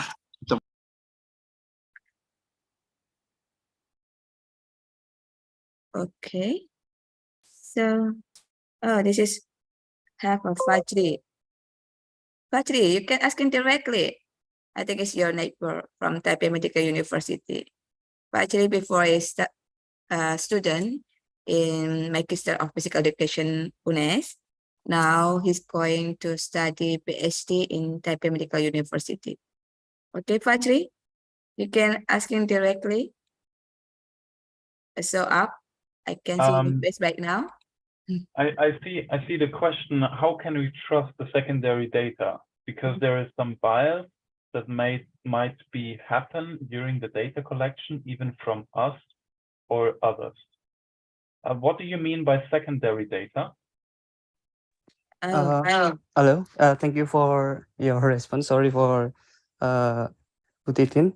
Actually, in some studies, they may use the secondary data, and then we don't know that this data is trusted or not. I mean, by their collection, because we don't know how they collect the data. They just write down their method to collect the data, but we don't know that they are really honest to get to collect the data. So how can we trust on that? I mean, for the big data, it's fine, but for the secondary data from not trusted website, we cannot easily to trust on it and use it. So what's your opinion about it, Mr.?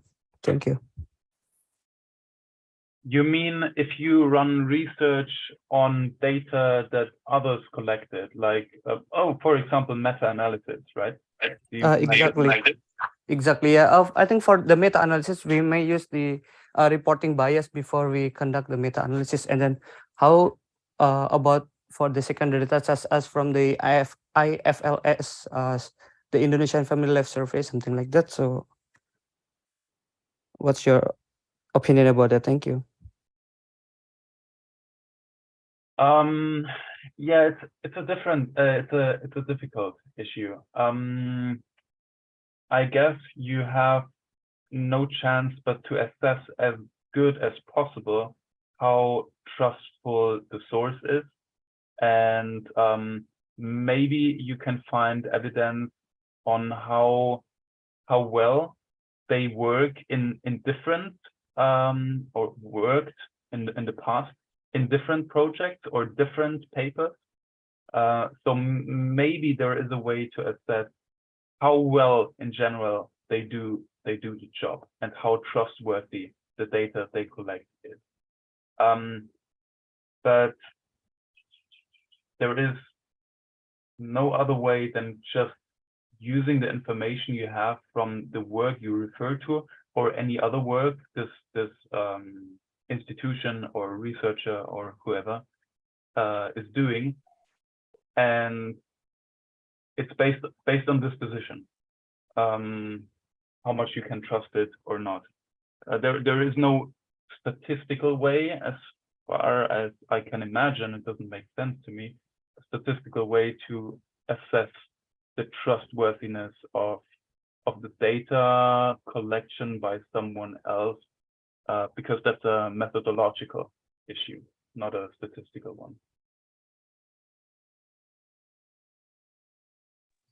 Thank you. Really appreciate it. Okay, thank you.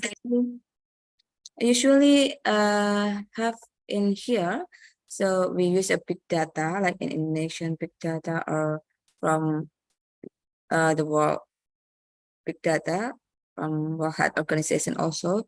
So how to do the statistics, because like some Fajri, they don't know is it correct or and is it to collect it like that.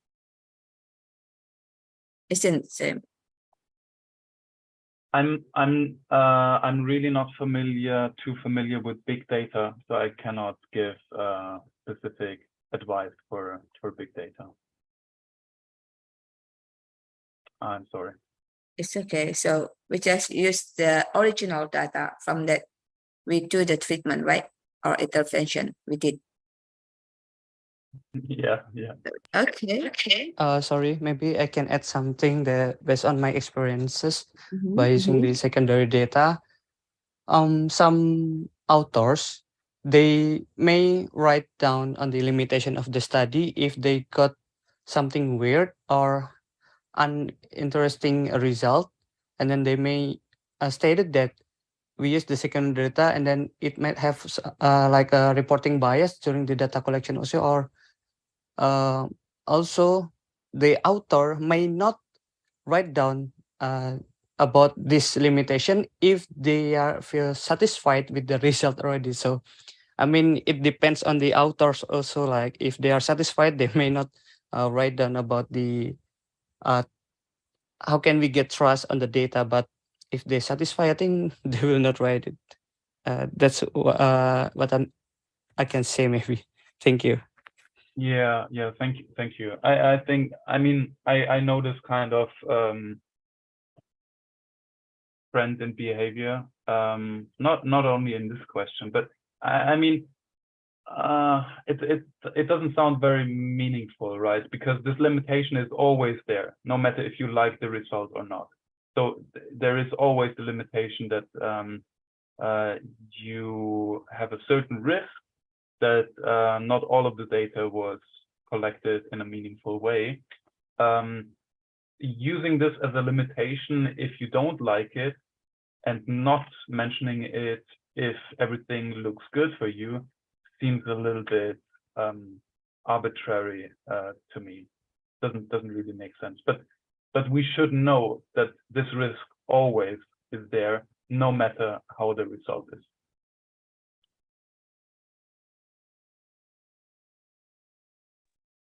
Okay, thank you for your sharing, Fajri. And others maybe have any question again? So before we go into the next topic. Oh. Hello? Okay, so we can go into the next, Dr. Phillips.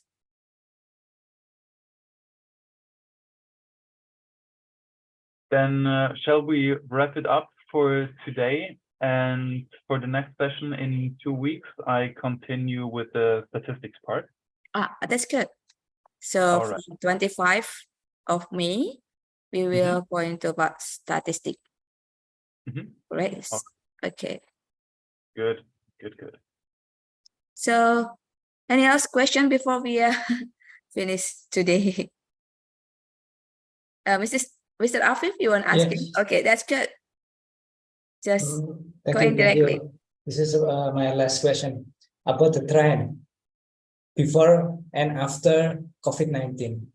Is there any change in your university, in Taiwan Normal University, the trends, the student choosing or selecting the method?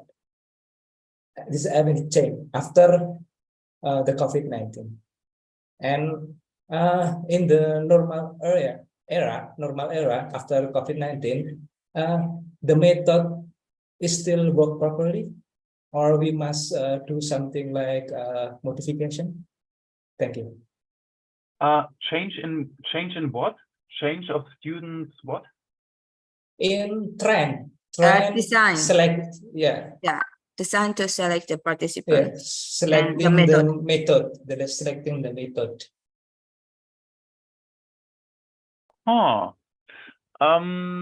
Interesting question. First of all, I cannot really say it well, because I was changing my institution exactly shortly after the beginning of, or in the middle of the pandemic. So I was changing from Salzburg, Austria to Taiwan in the beginning of 21, when in Europe the pandemic was already like about 1 year old. In Taiwan it was younger, you could say, because they didn't have it in the beginning. So I don't know what changed in Salzburg because I don't know how it is now, and I don't know what changed in Taiwan because I don't know how it was before. But if I compare Salzburg and Taiwan, that is my only comparison between before and afterwards. I would say I don't really see much of a difference. The trends in what kind of fields they are interested or what kind of research directions they go or methods they use is quite well balanced, I think. There is not, so I can for sure, for example, not say that there would be huge interest in specific public health or medical health related subjects or something like this. If this was your intention. Yeah, maybe like when we have a COVID-19, because we never meet directly, we can use like a questionnaire. Usually they just send the Google form to the participants, and this is make easy to get data, but we don't know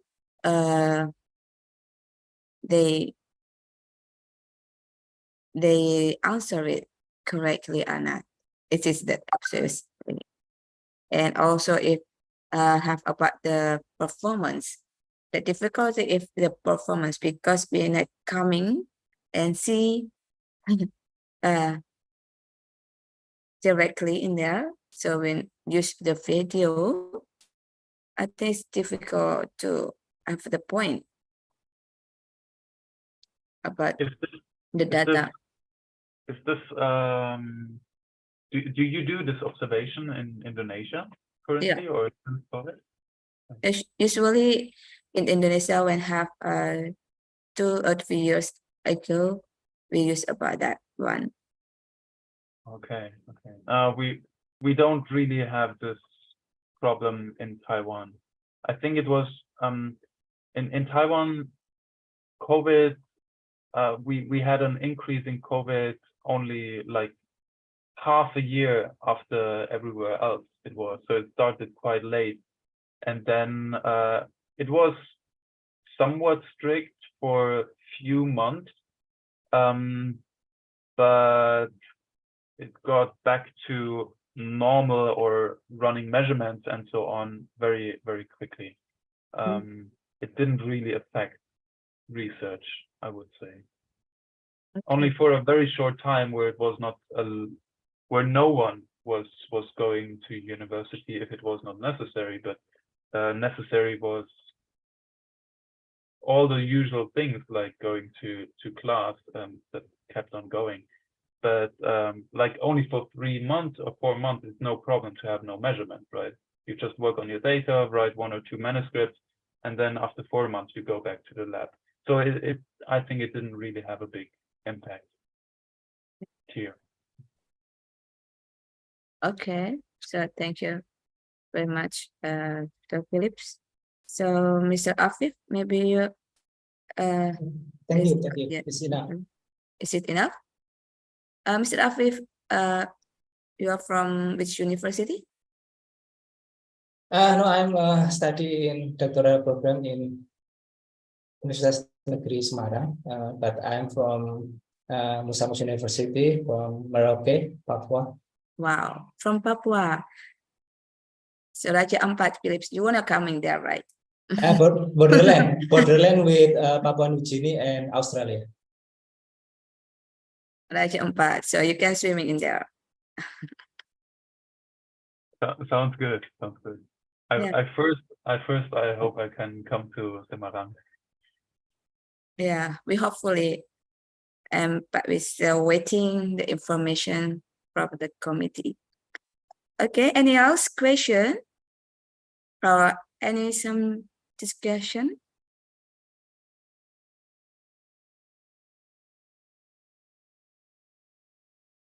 Okay. Listawati, you want to ask again? No, ma'am. Okay. Izin bertanya boleh, Bu? Oh, silakan Ilyas. Langsung aja. Ya Bu. Nggak ada wajahnya, Ili. Ya Bu, maaf. Excuse me, I'm sorry. I can up on my camera because this signal is unstable, ma'am. Okay. So, okay. So, according to Mr. Philip, maybe I need some advice or Mr. Philip opinion. And I'm sorry if this is a general question. Okay. So Boleh. basic or general question. According to Mr. Philip, in quantitative research, what is the problem or mistake or obstacle when in the method research part? Because maybe we as a student have read the guidance book or guidebook and carefully, but when we guiding with a teacher, we can find the problem, and with which part usually we can we find the problem. Maybe just like that, Mr. and M. Thank you for the question. Let me rephrase the question to check if I got it right. So you want to know in a more general way, from a student's perspective, what are the obstacles of doing a proper research? Yes, Mr. Maybe yes, in the method part, yes. In the method part, what is usually problem we can find when in the research method? Maybe like that, Mr. Yeah. Okay. I think there are two big problems about methods with for many students. The first one is if the methods you develop are really generating the outcomes that will help you to answer the research questions. You need to never forget your research question and think about your research plan, your design, the experiments, the variables you calculate, and ask yourself, the information I get from these results that I expect, will they really help me to answer these research questions? Because sometimes it's a little bit off, or the methods are not really appropriate to answer the question fully. So that's the one part. The second part is understanding in statistics. For many students, many students struggle to understand the meaning of statistics. They just run a test and they follow like a textbook instruction. Oh, click here in SPSS and then here and here. Then you get a table and then you have this number. If this number is high, it's good. If the number is low, it's not good. But they don't understand more about what a certain statistical outcome means, what it means in combination with other statistical outcomes. So I try in the next session to talk about statistics in a not very technical way, but in a way to make you understand more about certain characteristics in data, what certain statistical tests really express and mean, and also in particular about regression analysis, what a regression analysis is for. Not only, oh yeah, okay, it's a relationship between multiple things, and if the R square is high, you have a strong prediction value. but also to understand the equation, to understand what the coefficients can tell you, what they cannot tell you, what kind of different messages they can tell you. It's not only about relationship, it's about understanding the effect of certain variables.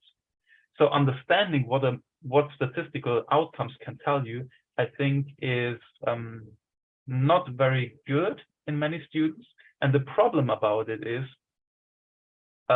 then you can easily be fooled. Then the statement of Churchill, or not really Churchill, is true. Never trust the statistics that you didn't fake yourself. And then also the problem is your discussion will be very poor, because if you don't understand the outcome very well, there is not much you can talk about. You can just say, oh, the R square is good, so there's a strong relationship. Nothing else. So the better your understanding in the statistics is, the more sophisticated will be the results, and the more you can actually discuss about them. So in terms of methods, is addressing the research questions and understanding statistics is what I see in students being a little bit problematic sometimes. Yeah. Okay, thank you, Mr. Philip. I can understand what plan I must do in the next time. So I can do this my thesis carefully. Thank you. You're welcome. Thank you for the question. Thank you. Sorry, I would like to ask another question. Okay. I just remember about the Fisher-Exact test and also for the chi-square test. And then the difference between them is the number of the participant for each cells. So how huge for the gap difference between these two statistical analysis for the categorical data? I mean for the result. For example, if it should be for the Fisher-Exact test, but I run the chi-square, is there any differences that might be happen for the result? And then for the second question, in your experience, which type of meta-analysis that commonly used in your field? I mean, in the sports science field, by using the experimental or original data. Thank you. I'm sorry. With both, I'm not too familiar about. I rarely work with categorical data, especially not in particular effects of categorical data. I mean, I use them to control for them in regressional model or something like this. But I don't even remember when I investigated the last time an effect of categorical data, except for something like sex, maybe. And also meta-analysis is something, I think it's a very specific statistical topic. I never conducted meta-analysis myself. I just read them, obviously. I'm only vaguely familiar with the statistics, only to the extent that I know if a meta-analysis is conducted in a common, in a good way or not, but not beyond that. And so I really feel not qualified enough to give advice about meta-analysis.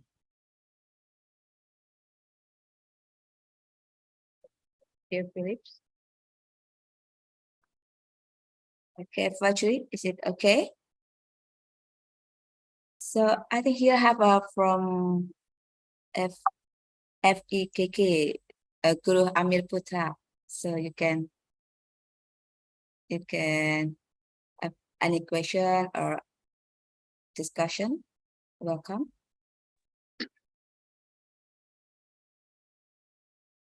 Yes, thank you.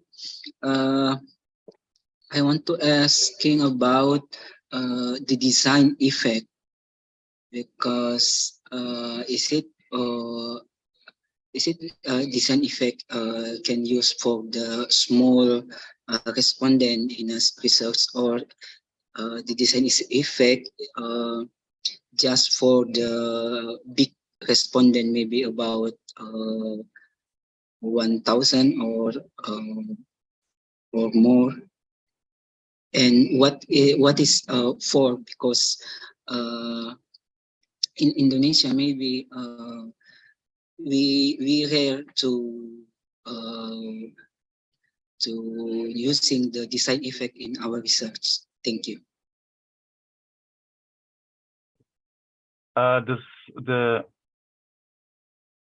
The effect size is very, very important when it comes to relationship with sample size. The effect of the size of your sample is basically the likelihood or the certainty with which you can say that something is truly a systematic difference. And it's a matter of field, how certain you need to be. That's why before I mentioned the example of medicine, because in the medical field is a high requirement to be very, very certain that an effect is systematic. So size, like when you talk about sample size, I assume, affects the certainty with which you can conclude systematic effects. And whether you need that or not depends on your field, on your research question. Was there another aspect of the question that I didn't answer? I'm not 100% sure what else you want to know. Okay, thank you. Is it clear? Okay, you're welcome. Thank you.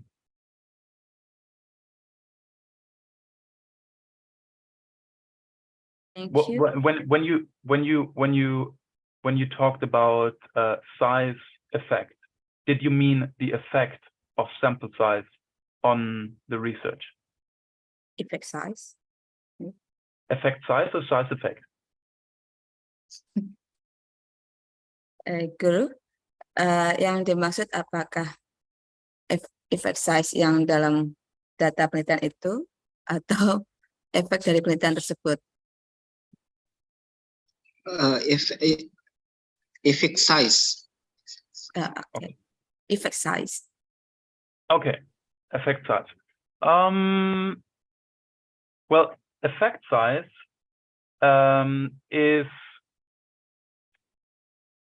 I think it's always important because significance only tells you if something is systematic. So you need some sort of effect size to actually show people what is the effect. Not whether it is systematic or not, but what is the effect? How large is it? And effect size is getting even more important if you have very, very small samples where you lack significance, but you don't want to reject them because of the small sample size.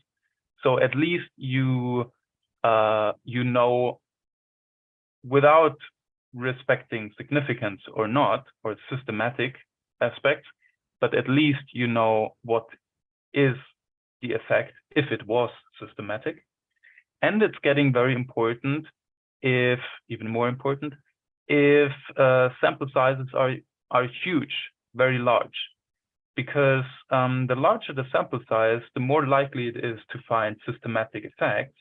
So it is not so informative anymore, just the fact that you find something significant. And then it's getting even more important to have information about the effect size, like how big is the actual effect.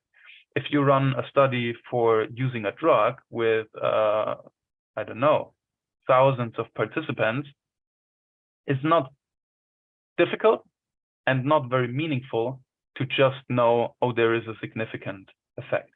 So you achieved a very small p-value. But the information about the effect size will add a lot, in addition to only knowing something being systematic or not.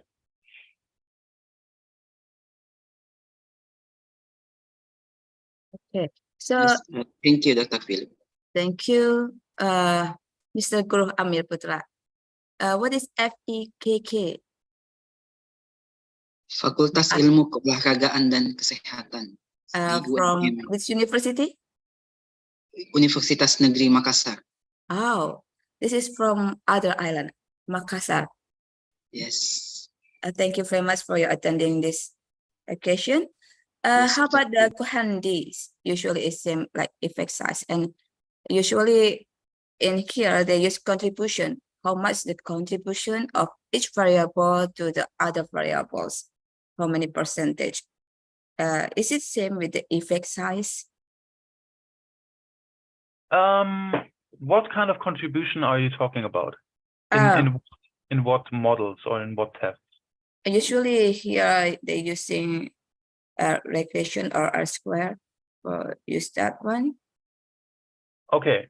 And so about to get the percentage, the variables to these variables, the contribution, how many percent. So what the difference with the effect size? Yeah. So if you have, for example, a regression model with different variables, the contribution to the model is something different than the effect size. The contribution to the model tells you if this variable by itself is having meaningful information to explain the criterion, to explain variation in the criterion, to be more precise. So that is more a statement about whether the effect of this variable on the criterion is systematic and meaningful. So that's about the contribution. The coefficient would tell you something about the effect size. You could use the coefficient, the regression coefficient, as an effect size, because basically the coefficient is telling you how much difference in the criterion can be expected by changing this variable. That is literally an effect size. So contribution and effect size is not the same, has different meaning. Okay, thank you very much, Dr. Phillips. Is this very clear? Sorry, I want to question. Okay. Please. Yeah. Who are you? Yeah. You can raise your hand. Yes. I'm Mrs. Selisu Martiningsi. I want to question. Yes, please. Yeah. This is my big problem for the experiment research. We know the different mind for the session treatment is Indonesia. The ideal session treatment exercise may be example. We must do 16 session for the experiment, but the site and the alternative the ideal the experiment is 19 session, but we are to my lecture this not ideal for 16 session, but we for the ideal, this my question is for the ideal experiment research for the exercise spot, what is for idealnya 16 session for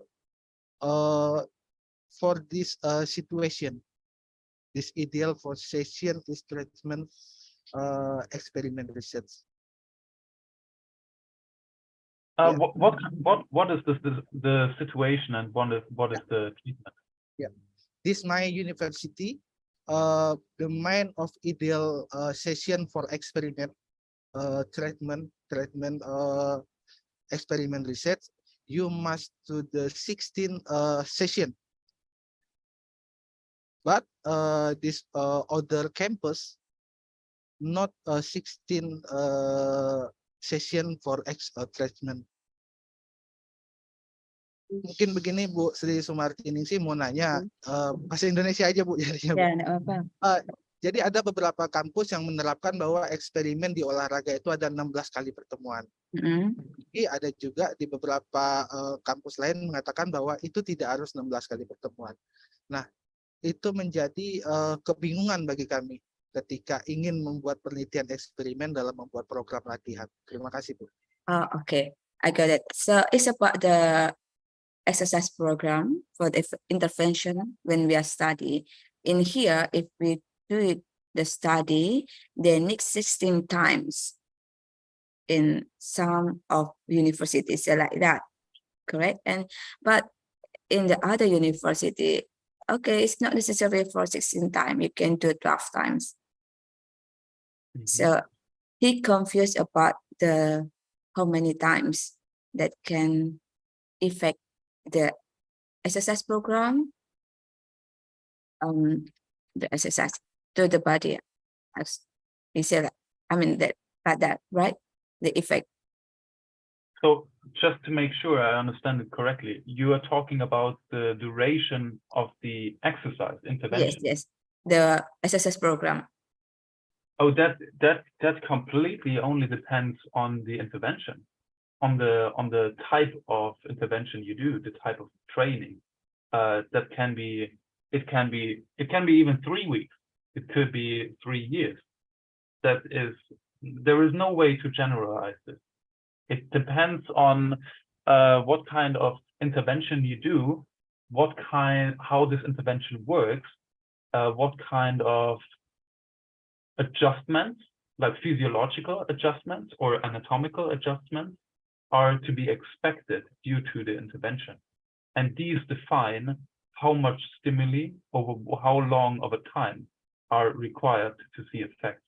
So this could be, it could be literally anything. There is no rule to specify one appropriate duration. But I'm really not sure if I got the question now correct, because it's very confusing for me. Yeah, it's been like the physiological or for the performance. So if they, because of the program, exercise programs, how come the athlete or the participant can improve? How many time intervention usually? Yeah, but even if we talk only about physiological exercises, even then variations can be huge between interventions. It may be something that focuses on changes in blood circulation, which may be much faster than physiological changes in I don't know, muscle functionality or tendon functionalities.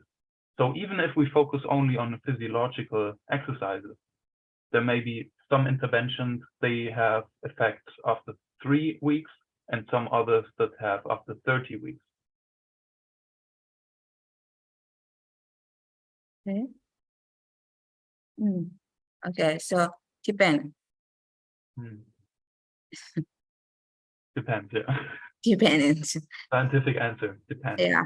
So it's for physiological or maybe about the biochemistry or performance difference. Depend on the exercise and depend on the focus on you want to improve it. Like that, Philip? Yeah, it depends on what is addressed in the intervention and how quick the human system is adjusting to the stimuli.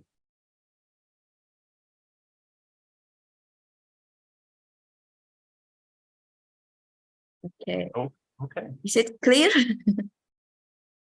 Okay. Mr. Irfan Sanjaya, where are you from?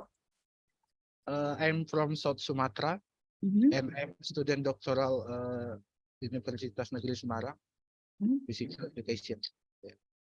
Okay, thanks. Thank you. So you can continue meet with Dr. Philip again on 25th of May. Yeah, thank you. Thank you. So, any else discussion? This is very interactive. Okay, any else question? I wanna have discussion. I think in here I have a friend from Makassar also, Professor Ruli. Are you there? Oh, not so. Okay. So is it enough for you, Dr. Philip, or you have some conclusion? It's enough. I need to get to the next appointment. Okay. But I'm looking forward to next session in 2 weeks. Okay, thank you very much. Before we are closing the activity, so we would like to say thank you to Dr. Philip. Wait, wait, okay. And here's the certificate for Dr. Renat Philip S. Fox, PhD, for his achievement as speaker in the webinar research methodology of physical education and sport. This is from Director of Sekolah Pasca Sarjana UNES, Professor Dr. Agus Nuryatin M. Thank you. And also Dr. Setio Rahayu would like to say thank you very much to be guest lecturer in here. So hopefully we can see you in person in Semarang, but we don't know which time. I hope so. We will find out soon. Yes. Thank you for the invitation. Thank you for the kind words and giving me the time to speak here. And thank you for everyone's time and patience to listen. Thank you. Thank you very much. Maybe can we take a picture together, please? All can show up. Open your camera for the documentation. Okay. Oh, in here have a Dr. Setio Rahayu. Maybe you have a closing statement.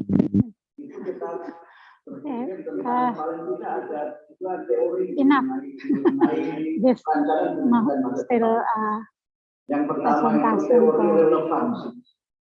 Okay. Thank you. Wait. Mas Meldi, are you there? Boleh minta tolong difoto, Mas Meldi? Okay. Or maybe wait a minute. This is have a 3 slide. Okay. 1 slide, please. Smile. Santis. Good.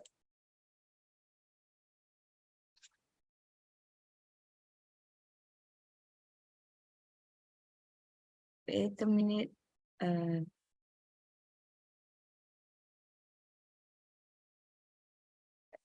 Okay, second. Cheese. Okay, Didi, I cannot see you. Chatur Anggara. Oh, where's the other? Here. No, open the camera.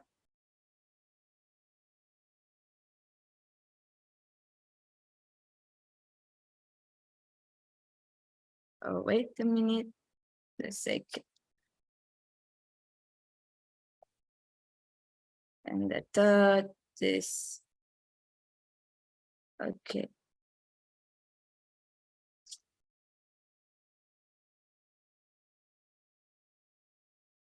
Thank you for all participants. And this is very good participant because they're very interactive and they're very good discussion today. And thank you very much, Dr. Philip X. Fox. That's very interesting topic. So see you soon on 2 weeks later with Dr. Philip X. Fox about statistics, correct? All right. Yes. All right. So please, everyone, participant, you can see the certificate, the link I sent in the box chat. So you can, to get certificate, just write down in there and please correctly write your name. Okay, thank you. So Alhamdulillah Alamin, we have finished this occasion today and very interactive topic and very good discussion and very lovely participants. So thank you very much. Have a good day and